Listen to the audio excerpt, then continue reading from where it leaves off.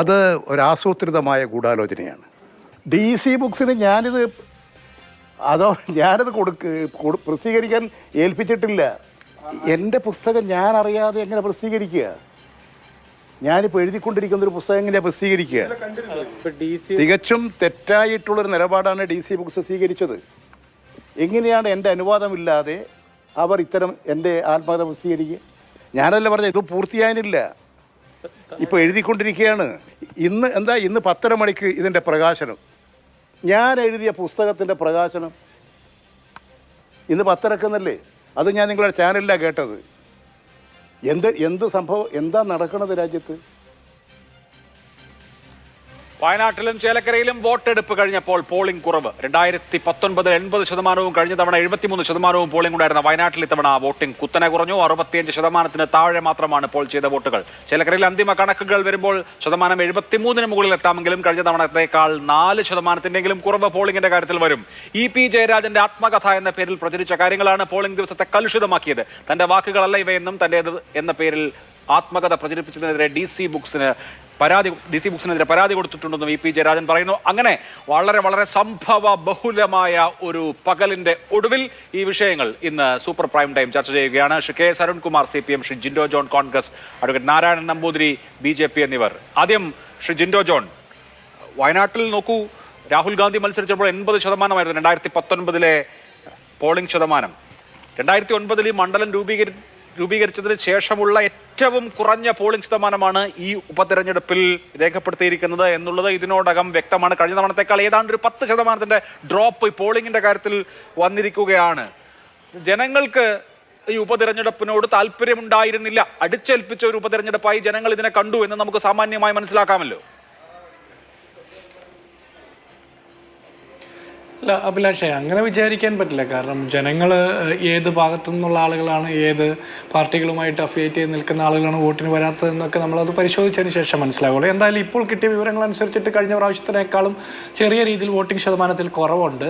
അത് ജനങ്ങൾക്ക് ഉപതെരഞ്ഞെടുപ്പിനോടുള്ള മടുപ്പ് കൊണ്ടല്ല, പകരം അവിടെ പ്രിയങ്ക ഗാന്ധി എന്ത് വന്നാലും വലിയ ഭൂരിപക്ഷത്തിൽ വിജയിക്കുമെന്ന് ഉറപ്പുള്ളത് കൊണ്ട് LDFന്റെയും BJPയുടെയും പ്രവർത്തകരും അവരുടെ അണികളുമായിട്ടുള്ള ആളുകൾ വോട്ടെടുപ്പിൽ പങ്കെടുത്തിട്ടില്ല എന്നാണ് നമ്മൾ പ്രാഥമികമായിട്ട് മനസ്സിലാക്കുന്നത്. അതിനപ്പുറത്ത് ഇന്നിപ്പോൾ EP ജയരാജന്റെ പുസ്തകവുമായി ബന്ധപ്പെട്ട വിവരങ്ങളൊക്കെ വരുമ്പോൾ ഈ സർക്കാരിനെ അനുകൂലിക്കുന്ന പാർട്ടി സഖാക്കന്മാർക്ക് എങ്ങനെയാണ് ബൂത്തിൽ പോയി വോട്ട് ചെയ്യാൻ പറ്റുക, തുടങ്ങിയ കാര്യങ്ങൾ നമുക്ക് വിശകലനം ചെയ്യാം. പക്ഷേ ഒരു പ്രാഥമികമായ വിലയിരുത്തൽ ഇപ്പോൾ 80% വോട്ട് 2019, അതായത് രാഹുൽ ഗാന്ധി വന്നപ്പോൾ ഉണ്ടായി എന്ന് പറഞ്ഞാൽ ഒരു യൂഫോറിയ വളരെ വിസിബിൾ ആയിരുന്നു. ആളുകൾ വളരെ ഉത്സാഹഭരിതരായി ദേശീയ തെരഞ്ഞെടുപ്പിൽ ഒരു പ്രധാനപ്പെട്ട സ്ഥാനാർത്ഥിക്ക് വോട്ട് ചെയ്യുന്നു എന്ന മട്ടിൽ വോട്ട് ചെയ്തു. ആ യൂഫോറിയ പ്രിയങ്ക ഗാന്ധിയുടെ പാർലമെന്ററി ഡെബ്യൂവിൽ ഉണ്ടായിട്ടില്ല എന്നുള്ളത് വ്യക്തമല്ലേ? അങ്ങനെ അത്ര വലിയ ഉത്സാഹം, ആ നിലയ്ക്കുള്ളൊരു വൈബ് ഈ തെരഞ്ഞെടുപ്പിൽ ക്രിയേറ്റ് ചെയ്യാൻ കഴിഞ്ഞിട്ടില്ല. അല്ല അഭിലാഷ, ഇതൊരു ബൈ ഇലക്ഷൻ ആണെന്നും കൂടി നമ്മൾ മനസ്സിലാക്കണമല്ലോ. 2019 80% വോട്ട് രേഖപ്പെടുത്തുന്ന സമയത്ത് രാഹുൽ ഗാന്ധി രാജ്യത്ത് പ്രധാനമന്ത്രിയാക്കപ്പെടുന്നുള്ള സാഹചര്യം ഉണ്ടായിരുന്നു. അത്തരത്തിലുള്ളൊരു പ്രചരണമൊക്കെ ഉണ്ടായിരുന്നു. രാഹുൽ ഗാന്ധിയിൽ വലിയ പ്രതീക്ഷ ഉണ്ടായിരുന്ന ഒരു സാഹചര്യമാണ്. അതിനുശേഷം കഴിഞ്ഞ ലോക്സഭാ തെരഞ്ഞെടുപ്പിന്റെ സമയത്തും അതിശക്തമായിട്ടുള്ള തെരഞ്ഞെടുപ്പ് നടക്കുന്നു. BJPയുടെ സംസ്ഥാന പ്രസിഡന്റ് തന്നെ അവിടെ മത്സരിക്കുന്ന സാഹചര്യം ഉണ്ടാകുന്നു. BJPയും ഏറ്റവും മികച്ച സ്ഥാനാർത്ഥി എന്ന് അവകാശപ്പെട്ടുകൊണ്ടുള്ള സംസ്ഥാന പ്രസിഡന്റിനെ പോലും രംഗത്തിറക്കുന്നത്. എന്നിട്ടും അവിടുത്തെ പോളിംഗ് ശതമാനം 74 താഴുന്ന സാഹചര്യം ഉണ്ടായിരുന്നു. എന്തായാലും ഇതൊരു ബൈ ഇലക്ഷൻ ആകുമ്പോൾ സ്വാഭാവികമായിട്ടും അവിടെ ഒരു തെരഞ്ഞെടുപ്പിൽ റിസൾട്ട് നേരത്തെ പ്രഖ്യാപിച്ചതിന് തുല്യമാണ് അവിടുത്തെ തെരഞ്ഞെടുപ്പിനെ നമ്മൾ കാണുന്നത്. പൊതുസമൂഹം അങ്ങനെയാണ് കാണുന്നത്. അത്തരത്തിലുള്ള ഒരു സാഹചര്യത്തിൽ പിന്നെ കൂടുതൽ ആളുകൾ അത്ര മുന്നണികളുമായി ബന്ധപ്പെട്ട ആളുകൾ വോട്ട് ചെയ്യാൻ വരില്ല. കോൺഗ്രസുമായി ബന്ധപ്പെട്ട് നിൽക്കുന്നവർ, UDFുമായി ബന്ധപ്പെട്ട് നിൽക്കുന്ന ആളുകൾ മാത്രമേ വോട്ട് ചെയ്യാൻ വരൂ എന്നുള്ളൊരു സാഹചര്യം കൂടി നമ്മൾ പരിശോധിക്കേണ്ടതാണ്. ശരി, ഓക്കെ. ശ്രീ K. അരുൺകുമാർ, വയനാടിന്റെ കാര്യത്തിൽ ഈ പറയുന്നത് പോലെ അവിടെ ഒരു മത്സരമില്ല എന്ന കാര്യം സ്പഷ്ടമാണ്. കഴിഞ്ഞ 2 തെരഞ്ഞെടുപ്പിന്റെ വോട്ടിംഗ് രീതി നോക്കിയാലും അത് വ്യക്തമാണ്. പക്ഷേ അതിശക്തമായ മത്സരം ഉള്ള മണ്ഡലമാണ് ചേലക്കര. അവിടെ 77.40 കഴിഞ്ഞ തവണത്തെ പോളിംഗ്. ഇത്തവണ അത് അത്ര എത്തില്ല, 73 74 മാക്സിമം എന്ന നിലയിലാണ് ഇപ്പോൾ നിൽക്കുന്നത്. ഇത്ര ശക്തമായ വാശിയേറിയ മത്സരം അവിടെ പുറമേക്കുണ്ടായിട്ടും ആ വാശിയും വീറും ജനങ്ങൾ പ്രതിഫലിച്ചില്ല, അല്ലെങ്കിൽ ജനങ്ങൾ അത്ര കണ്ടത് ഉൾക്കൊണ്ടില്ല എന്നാണോ? അല്ല, ഇപ്പം ഈ വയനാട്ടിൽ നിങ്ങൾ അങ്ങ് പുച്ഛിച്ച് തള്ളല്ലേ. കാരണം കഴിഞ്ഞ തവണ 2019 80% നിന്ന് ഈ തവണ 65% എന്ന് പറയുമ്പോൾ 15% കുറവാണുള്ളത്. അത് ഏറ്റവും ഗൗരവത്തോടെ തന്നെ കാണണം.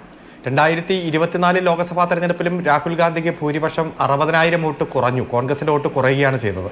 അവിടെ ശരിക്കും ലീഗിന്റെ ഒരു പ്രചരണ യോഗം, ശരിക്കും UDFന്റെ പ്രചരണ യോഗത്തിൽ ലീഗിന്റെ പച്ചക്കൊടി കണ്ടപ്പോൾ ആ യോഗത്തിൽ പോലും പ്രവേശിക്കാതെ അവിടെ നിന്ന് വളരെ ധിക്കാരപൂർവ്വം ശ്രീമതി പ്രിയങ്ക ഗാന്ധി ഇറങ്ങിപ്പോയതും ആ യോഗം ബഹിഷ്കരിച്ചതുമെല്ലാം നമ്മുടെ മുന്നിലുണ്ട്. പിന്നെ എന്തിനായിരുന്നു ഈ വയനാട്ടിലെ തെരഞ്ഞെടുപ്പ് എന്നത് ജനം സ്വാഭാവികമായിട്ടും ചോദിക്കും.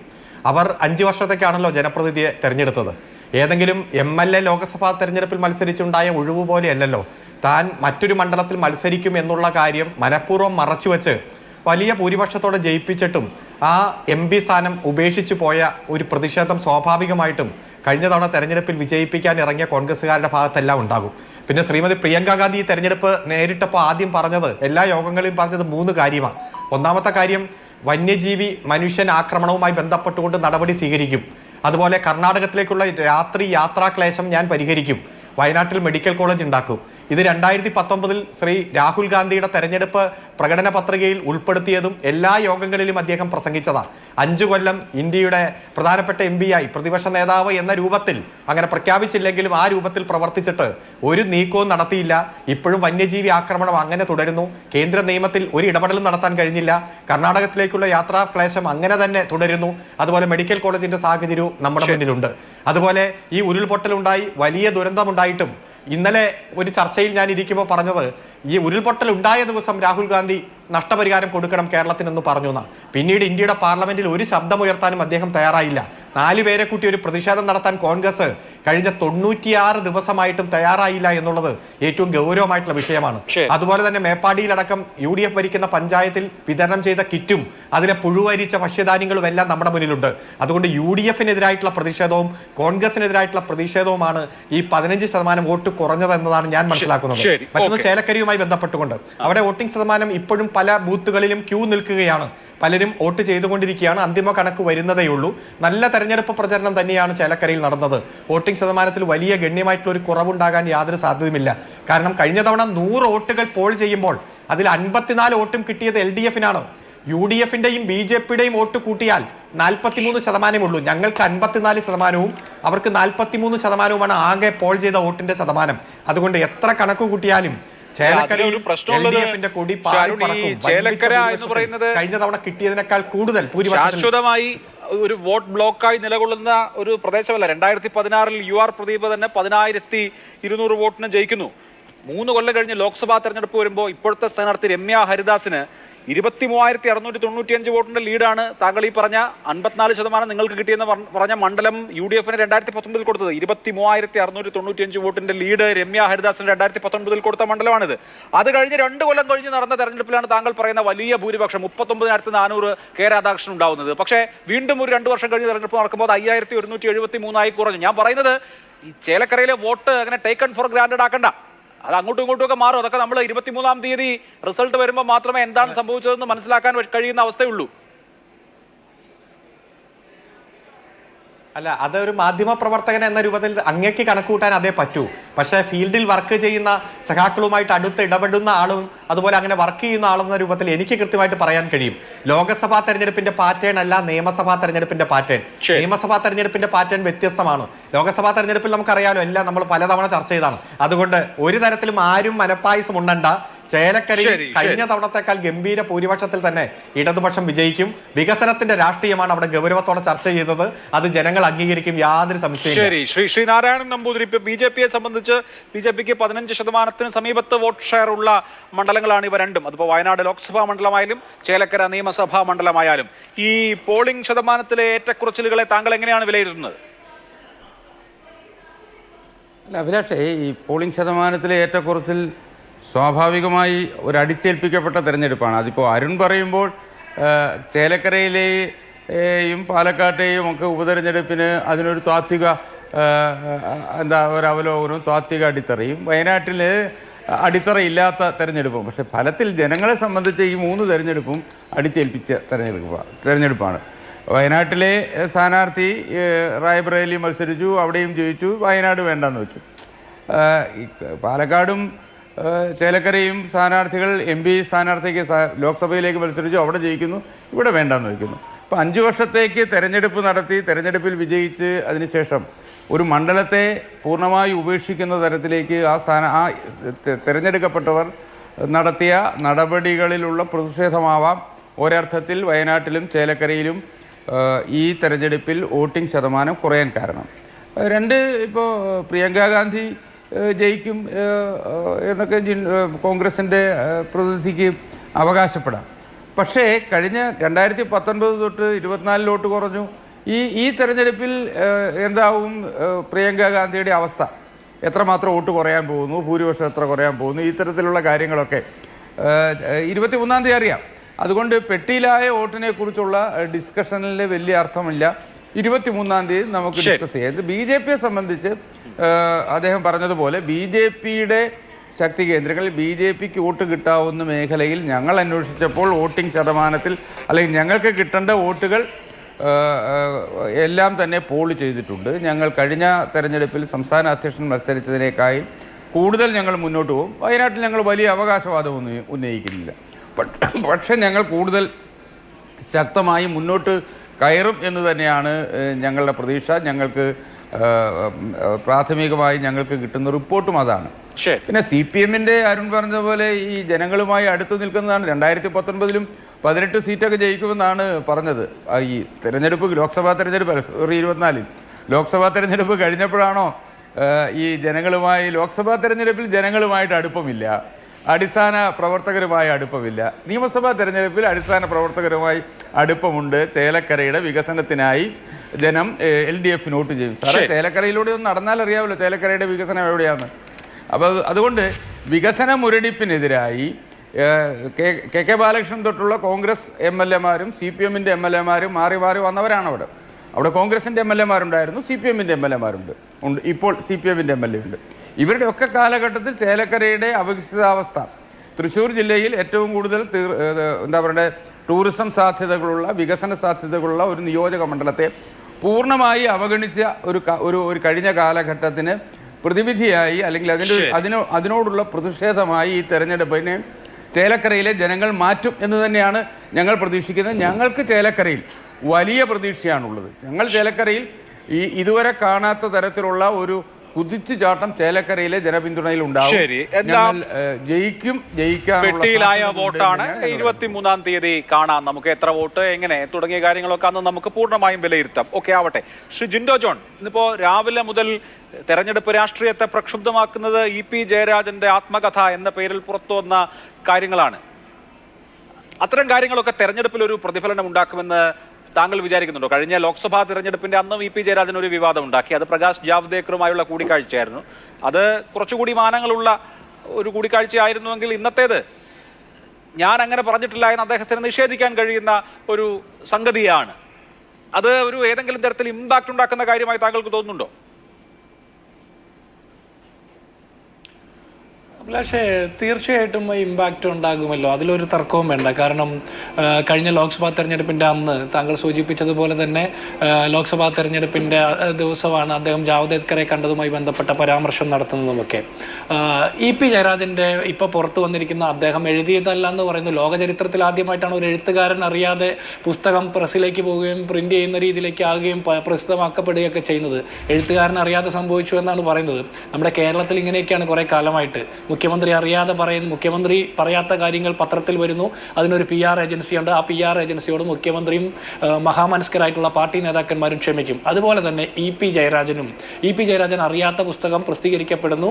DC പോലെ പതിറ്റാണ്ടുകളുടെ പാരമ്പര്യമുള്ള ഒരു പുസ്തക പ്രസിദ്ധീകരണ ശാലയ്ക്കെതിരെ, സംവിധാനത്തിനെതിരെ EP ജയരാജൻ ആരോപണം ഉന്നയിക്കുന്നത്. എന്തുമായിക്കൊള്ളട്ടെ, പക്ഷേ ഇന്നത്തെ ദിവസം ചേലക്കരയിലെയും വയനാട്ടിലെയും സഖാക്കന്മാർക്കും ഇടതുപക്ഷത്തിൻ്റെ അണികളും പ്രവർത്തകരുമായിട്ട് അവകാശപ്പെടുന്ന ആളുകൾക്കും പോളിംഗ് ബൂത്തിലേക്ക് പോലും പോകാൻ പറ്റാത്തത്ര നാണക്കേടുണ്ടാക്കുന്ന ഒരു വാർത്തയായിരുന്നു അതെന്നുള്ള കാര്യത്തിൽ തർക്കമില്ല. ഇത് മാത്രമല്ല, ഇതിനോട് കൂട്ടി വായിക്കണ്ടേ, ഇപ്പോൾ ADM നവീൻ ബാബുവിൻ്റെ മരണത്തിന് കാരണക്കാരനെന്ന് പൊതുസമൂഹം വിശ്വസിക്കുന്ന എന്നാൽ CPM സഖാക്കന്മാർ സംരക്ഷിച്ച് നിർത്തുന്ന പ്രശാന്തൻ്റെ ഒരു പ്രസ്താവന കൂടി നമ്മൾ ഇന്ന് കണ്ടിട്ടുണ്ട്. എനിക്ക് രണ്ടൊപ്പം പിന്നെ പലതും ഒക്കെ ഉണ്ടെന്നൊക്കെയാണ് പറയുന്നത്. എന്തൊക്കെയാണ് ഈ നാട്ടിൽ നടക്കുന്നത്? പൊതുസമൂഹത്തിന് ഒരു രീതിയിലും സാമാന്യ ബുദ്ധിക്ക് അനുസരിച്ച് മനസ്സിലാക്കാൻ പറ്റാത്ത കാര്യങ്ങളാണ് CPMൻ്റെ നേതാക്കന്മാരും സഹപ്രവർത്തകരും പറയുന്നത്. ഇവിടെ EP ജയരാജൻ പറയുന്നത് ഇത് എൻ്റെ അറിവിലല്ല, ഞാൻ പറയാത്ത കാര്യങ്ങളാണെന്നൊക്കെ പറയുന്നു. ഞാനിതിൽ കുറച്ച് ഭാഗമൊക്കെ വായിച്ചു നോക്കിയപ്പോൾ മനസ്സിലായത് ഇതിൻ്റെ ആമുഖത്തിൽ തന്നെ എഴുതിയിരിക്കുന്നത് എനിക്ക് മനസ്സിൽ തോന്നിയ കാര്യങ്ങളാണ് ഞാൻ ഇതിൽ പറഞ്ഞിട്ടുള്ളത്. പലർക്കും പാർട്ടിക്കും പാർട്ടി നേതാക്കന്മാർക്കും മറ്റു പലർക്കും വിഷമം ഉണ്ടാകാം, പക്ഷേ മനസ്സിൽ തോന്നുന്ന കാര്യം തുറന്നു പറയുന്നു എന്നുള്ളതെന്ന് പറഞ്ഞ് അദ്ദേഹം ഒരു ജാമ്യം എടുക്കുന്ന കാര്യമൊക്കെ നമുക്ക് ആദ്യ ഘട്ടത്തിൽ കാണാം. അതിനുശേഷമാണ് ഈ പറഞ്ഞ വിവാദമായിട്ടുള്ള പരാമർശം. ഞങ്ങൾക്ക് DC ബുക്സിനെയാണ് വിശ്വാസം എന്ന് നിങ്ങൾ പറയുന്നു, പ്രതിപക്ഷ നേതാവും അത് പറഞ്ഞു. പക്ഷേ ഒരു പുസ്തക പ്രസാധനശാലയും പുസ്തകം എഴുതുന്ന ആളും തമ്മിൽ ഒരു കരാർ ഉണ്ടാകില്ല. അങ്ങനെയാണെങ്കിൽ ദാ കരാർ എന്ന് DC കാണിക്കാമല്ലോ. അങ്ങനെ ഒന്നുമില്ല. എന്ന് മാത്രമല്ല, ഒരാളെ സംബന്ധിച്ച് അയാൾ പുസ്തകം എപ്പോൾ പ്രകാശിപ്പിക്കണം എന്ന് അയാൾ കൂടിയല്ലേ തീരുമാനിക്കുന്നത്. അയാൾ അറിയാതെ ഒരു നിയമസഭാ തെരഞ്ഞെടുപ്പിന്റെ ഒരു ഉപതെരഞ്ഞെടുപ്പിന്റെ ദിവസം രാവിലെ പെട്ടെന്ന് പൊട്ടി വീണതുപോലെ ഈ പുസ്തകം വരുന്നു. ആ നേതാവ് അങ്ങേയറ്റം പ്രതിരോധത്തിലാവുന്നു, ആ നേതാവിന്റെ പാർട്ടി പ്രതിസന്ധിയിലാവുന്നു. അത് ഒരു സുഖകരമായ കാര്യമാണോ? അങ്ങനെ ഒരു പ്രസ്ഥാനം ചെയ്യാൻ പാടുണ്ടോ? അല്ല അഭിലാഷ്, ഞങ്ങളെ സംബന്ധിച്ചിടത്തോളം കേരളത്തിലെ UDF-നും കോൺഗ്രസിനും DC ബുക്സ് പോലെ പതിറ്റാണ്ടുകളുടെ പാരമ്പര്യമുള്ള വിശ്വാസ്യതയുള്ള ഒരു പുസ്തക പ്രസിദ്ധീകരണ സംവിധാനത്തോടാണ് ഞങ്ങൾക്ക് വിശ്വാസ്യതയുള്ളത്. ഞങ്ങൾ വിശ്വസിക്കുന്നത്, ഞങ്ങൾ എന്തിന് EP ജയരാജനെ വിശ്വസിക്കണം? തരത്തിന് കള്ളം പറയുന്ന CPM-ന്റെ നേതാക്കന്മാരെ ഞങ്ങൾ എന്തിന് വിശ്വസിക്കണം? കേരളത്തിന്റെ മുഖ്യമന്ത്രി മലപ്പുറവുമായി ബന്ധപ്പെട്ട പരാമർശം നടത്തിയിട്ട് അത് ഞാൻ പറഞ്ഞിട്ടില്ല എന്ന് പറയുന്നു. അദ്ദേഹത്തിന്റെ വാക്കുകളുള്ള രീതിയിൽ ഇന്ത്യ മുഴുവൻ പ്രചാരണത്തിലുള്ള ഹിന്ദു പത്രത്തിൽ വാർത്ത വന്നിട്ട് അത് ഞാൻ പറയാത്ത കാര്യമാണെന്ന് പറയുന്നു. ഹിന്ദു പത്രം അതിന്റെ ക്ലാരിഫിക്കേഷൻ സ്റ്റേറ്റ്മെന്റ് പ്രസിദ്ധീകരിക്കുമ്പോൾ ഒരു PR ഏജൻസിയുടെ കാര്യം പറയുന്നു. അങ്ങനെ ഒരു PR ഏജൻസി ഇല്ലെന്ന് മുഖ്യമന്ത്രി കള്ളം പറയുന്നു. എന്നിട്ടും ആ PR ഏജൻസിക്കെതിരെയോ ഹിന്ദു പത്രത്തിനെതിരെയോ യാതൊരു നിയമ നടപടിയും സ്വീകരിക്കാത്ത കേരളത്തിലെ മുഖ്യമന്ത്രിയും അതുപോലെ തന്നെ അദ്ദേഹത്തിന്റെ കാലത്ത് അദ്ദേഹത്തോടൊപ്പം പ്രവർത്തിച്ച EP ജയരാജൻ എന്ന് പറഞ്ഞ LDF കൺവീനറുടെയും വാക്കുകളെ ഞങ്ങൾ എന്തിനു വിശ്വസിക്കണം? ഇനി അതിനൊക്കെ അപ്പുറത്തേക്ക് EP ജയരാജൻ പറയുന്ന കാര്യങ്ങളിൽ എന്താ പുതുതായിട്ടുള്ളത്? കഴിഞ്ഞ ലോക്സഭാ തെരഞ്ഞെടുപ്പിന് ശേഷം തോമസ് ഐസക് പറഞ്ഞതല്ലേ, ഈ പാർട്ടിക്ക് സാധാരണ പ്രവർത്തകരുമായിട്ടുള്ള ആത്മബന്ധം നഷ്ടപ്പെട്ടു. പാർട്ടി പ്രവർത്തകർ സാധാരണ ജനങ്ങൾ എന്ന് പറഞ്ഞാൽ വെള്ളത്തിലെ മീൻ പോലെയാണ്, ആ ബന്ധം നഷ്ടപ്പെട്ടു, ജൈവ ബന്ധം നഷ്ടപ്പെട്ടു എന്നൊക്കെ സീതാറാം യെച്ചൂരിയുടെ നേതൃത്വത്തിലുള്ള കേന്ദ്ര കമ്മിറ്റിയുടെ റിപ്പോർട്ട് ഉണ്ടല്ലോ. കേരളത്തിലെ പാർട്ടിക്ക് സാധാരണ മനുഷ്യരുമായിട്ടുള്ള ബന്ധം നഷ്ടപ്പെട്ടു എന്നുള്ളത് നിരന്തരം ഇവരുടെ പാർട്ടി അവലോകനങ്ങളിൽ വന്നിട്ടുള്ളതും പുറത്തു പറഞ്ഞിട്ടുള്ള വാർത്തകളുമല്ലേ. അപ്പൊ അതിലെന്താ പുതിയതായിട്ടൊന്നുമില്ല. കേരളത്തിലെ മുഴുവൻ സഖാക്കന്മാർക്ക് അറിയാവുന്നത്, കേരളത്തിലെ പൊതുസമൂഹത്തിന് അറിയാവുന്ന കാര്യം തെരഞ്ഞെടുപ്പിന്റെ ദിവസം EP ജയരാജന്റെ പുസ്തകം എന്ന രൂപത്തിൽ പുറം ലോകം അറിയുന്നു. അതിനപ്പുറത്ത് വേറെ ഒന്നുമില്ല. പിന്നെ ഇവർക്ക് പറയാം ഞങ്ങൾക്കൊരു ബന്ധമില്ലെന്ന്, പിടിക്കപ്പെടുന്നത് വരെ ഇതൊക്കെ പറയാം. കേരളത്തിലെ പൊതുസമൂഹം ഇത് കണ്ടുകൊണ്ടിരിക്കുന്നുണ്ട്. ശരിയല്ല, അതിലൊരു ഗൂഢാലോചനയാണ് ആരോപിക്കുന്നത്. അതിന്റെ വസ്തുത എന്താണെന്ന് നമുക്ക് അന്വേഷിക്കാം. അരുൺകുമാർ, ഇവിടെ ഇപ്പോൾ EP ജയരാജൻ തുടർച്ചയായി വിവാദങ്ങളുടെ കേന്ദ്രമാവുകയാണ്. തെരഞ്ഞെടുപ്പുകളുടെ ദിവസം പ്രത്യേകിച്ചും കഴിഞ്ഞ ലോക്സഭാ തെരഞ്ഞെടുപ്പ് ദിവസം അദ്ദേഹം ഉണ്ടാക്കിയ വിവാദം, അതിന്റെ അലയൊലികൾ ഞാൻ പ്രത്യേകം പറയേണ്ടതില്ലല്ലോ. ഇന്നും രാവിലെ മുതൽ EP ജയരാജനാണ് വിവാദങ്ങളുടെ കേന്ദ്രം. അപ്പോൾ അദ്ദേഹം എഴുതിയ പുസ്തകം അദ്ദേഹം അറിയാതെ പ്രസിദ്ധീകരിക്കുന്നു, അത് ഇന്ന് പ്രകാശനം ചെയ്യുമെന്ന് പ്രഖ്യാപിക്കുന്നു. ഇതൊക്കെ എങ്ങനെയാണ് സംഭവിക്കുന്നത്? അല്ല, അതിന്റെ പ്രധാനപ്പെട്ട രണ്ട് കാര്യം താങ്കൾ തന്നെ ഇപ്പോൾ സൂചിപ്പിച്ചു. പതിറ്റാണ്ടുകളുടെ പാരമ്പര്യമുള്ള DC ബുക്സിന് ഇത്തരത്തിൽ ഒരു പുസ്തക പ്രകാശനവുമായി ബന്ധപ്പെട്ട്, പ്രസിദ്ധീകരണവുമായി ബന്ധപ്പെട്ടുകൊണ്ട് ഒരു കരാറുണ്ടെങ്കിൽ ആ കരാർ പുറത്തുവിടാമായിരുന്നല്ലോ. ഇന്ന് രാവിലെ 10:30 അത്തരത്തിൽ പുസ്തകത്തിന്റെ ഒരു പ്രകാശനം വയ്ക്കുകയും അത് ശ്രീ EP തന്നെ നിഷേധിക്കുകയും കാര്യകാരണസഹിതം EP പറയുന്നു, എൻ്റെ ആത്മകഥ എഴുതിക്കൊണ്ടിരിക്കുന്നതേ ഉള്ളൂ, ഞാൻ ഒരാളെയും ഇത് ചുമതലപ്പെടുത്തിയിട്ടില്ല, ഒരു പ്രസിദ്ധീകരണത്തോടും ഞാൻ ഇതുമായി ബന്ധപ്പെട്ടുകൊണ്ട് സംസാരിച്ചിട്ടില്ല, പലരും എന്നെ സമീപിച്ചു, ഞാൻ എഴുതി കഴിയട്ടെ എന്നാണ് പറഞ്ഞത്. അങ്ങനെയാണെങ്കിൽ ഈ പതിറ്റാണ്ടുകളുടെ പാരമ്പര്യം ഉൾക്കൊള്ളുന്നവർ ആ എഗ്രിമെന്റിന്റെ കോപ്പിയല്ലേ പുറത്തുവിടേണ്ടത്? ഏതെങ്കിലും പാർട്ടി നേതാവിന്റെ ഒരു പുസ്തകം പ്രകാശനം ചെയ്യുമ്പോൾ അദ്ദേഹവും അദ്ദേഹത്തിന്റെ പാർട്ടിയും നേതൃത്വം കൊടുക്കുന്ന ഒരു നല്ല ചടങ്ങ് നടത്തി തന്നെയല്ലേ അത് ചെയ്യാറ്? ആ പുസ്തകം എഴുതിയ ആളെപ്പോലും അറിയിക്കാതെ അല്ലെങ്കിൽ അറിയാതെ 10:30 ഞങ്ങൾ ഇന്ന് പ്രസിദ്ധീകരിക്കും എന്ന് ഒരു പ്രധാനപ്പെട്ട പുസ്തക ഏജൻസി പറയാമോ? അങ്ങനെ പറയുന്ന സാഹചര്യം നമുക്ക് എങ്ങനെ ഉൾക്കൊള്ളാൻ കഴിയും? ഇതൊക്കെ EP തന്നെ വളരെ കൃത്യമായി മാധ്യമങ്ങളോട് പറഞ്ഞിട്ടുണ്ട്. പിന്നെ കോൺഗ്രസിന്റെ പ്രതീതി എന്താ പറയുന്നത്? CPM-ന് ജനങ്ങളുമായിട്ടുള്ള ബന്ധം നഷ്ടപ്പെട്ടു എന്ന്. അത് നിങ്ങൾ കുറെ നാളായിട്ട് പറയുന്നുണ്ടല്ലോ. DCC അയച്ച കത്ത് ആ KPCC ചെല്ലുന്നതിന് മുമ്പ് അതെങ്ങനെ പത്രക്കാർക്ക് കിട്ടി, ജനങ്ങൾക്ക് കിട്ടിയെന്ന് ഇതുവരെ മഷിയിട്ട് നോക്കിയിട്ട് നിങ്ങൾക്ക് കണ്ടുപിടിക്കാൻ കഴിഞ്ഞോ?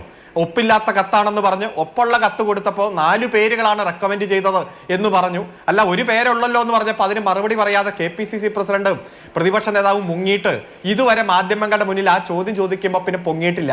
ഇതൊക്കെ ജനങ്ങളുടെ മുന്നിലുണ്ട്. ആദ്യം നിങ്ങൾ നന്നാവാൻ നോക്ക്.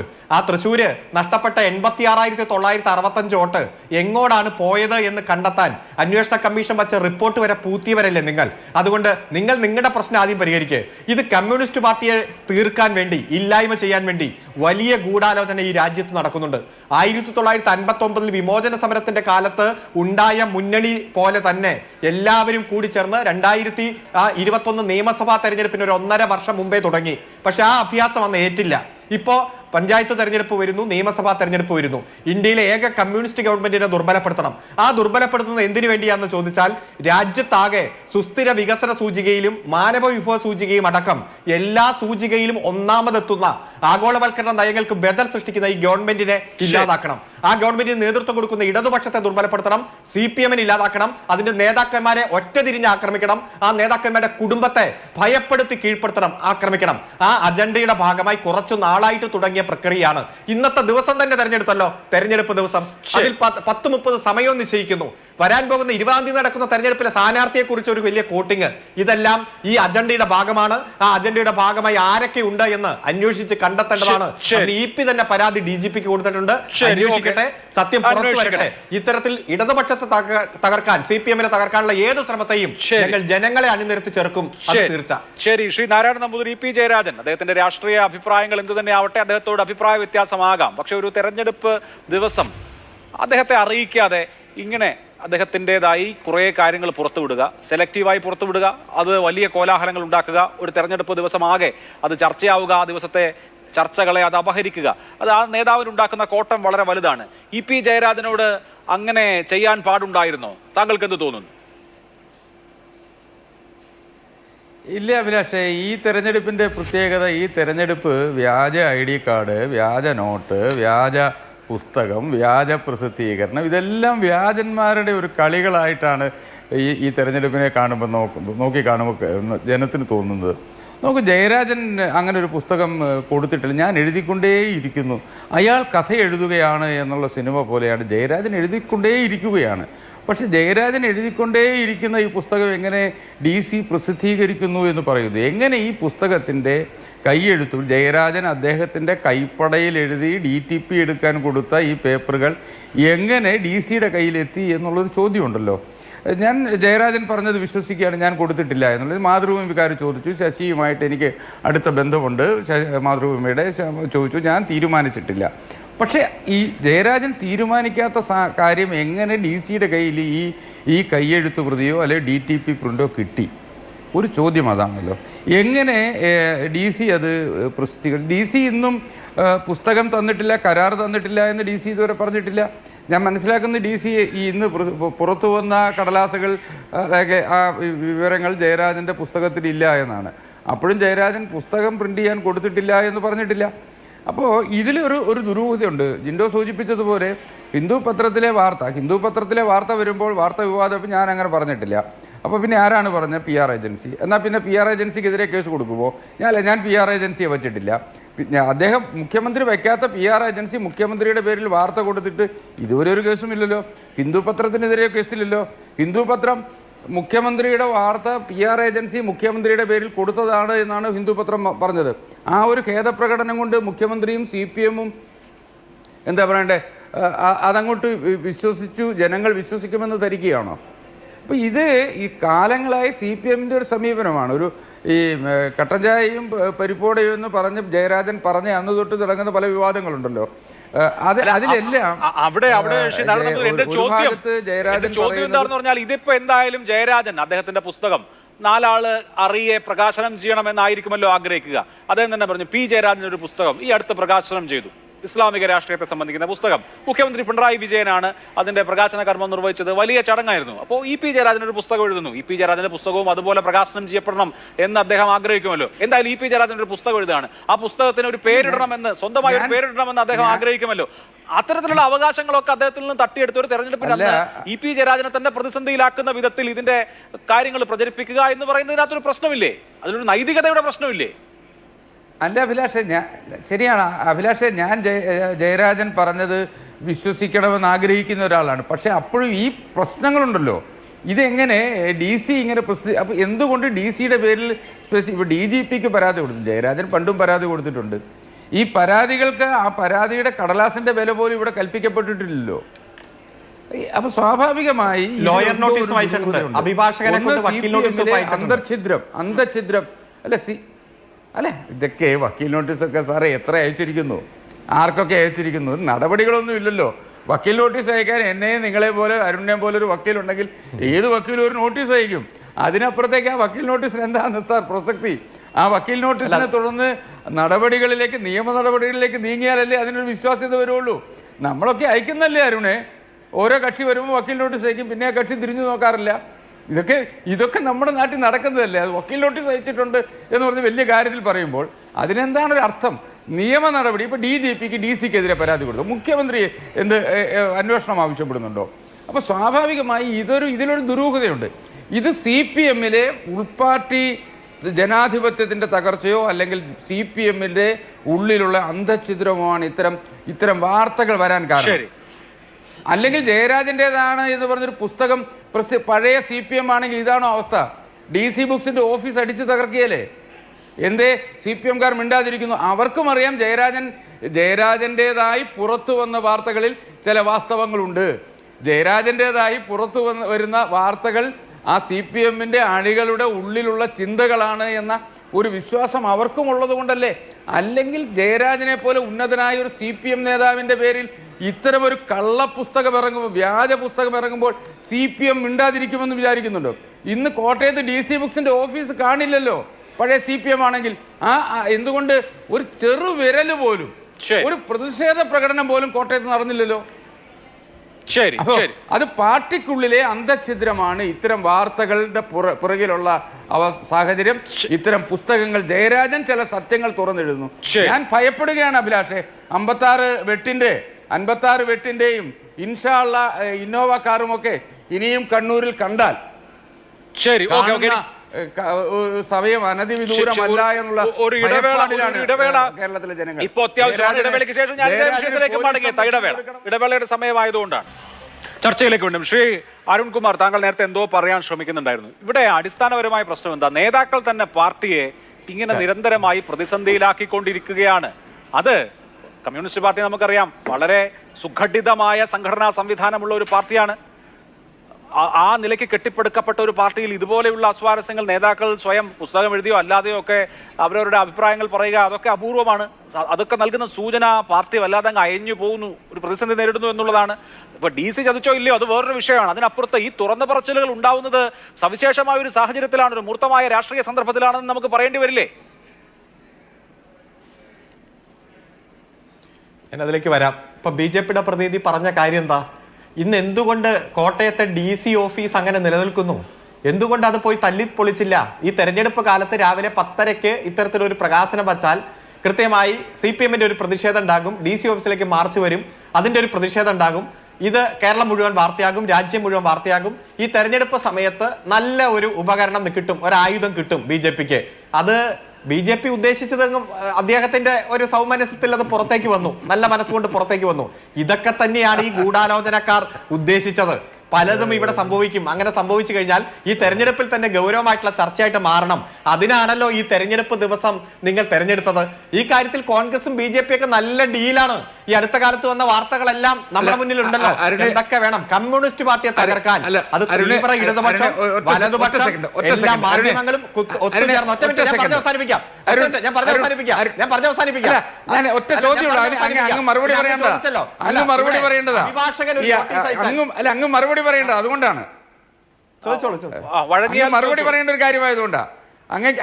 അങ്ങക്കൊരു വാദമുണ്ടോ ഈ DC ബുക്സ് പുറത്തിറക്കിയത് BJP എഴുതി കൊടുത്തതാണെന്ന്? ഈ ജയരാജന്റേതെന്ന് പറയുന്നത് BJPക്ക് ബന്ധമുണ്ടെന്നാണോ അങ്ങ് പറഞ്ഞു വരുന്നത്? അല്ല, അന്വേഷിച്ചോളൂ.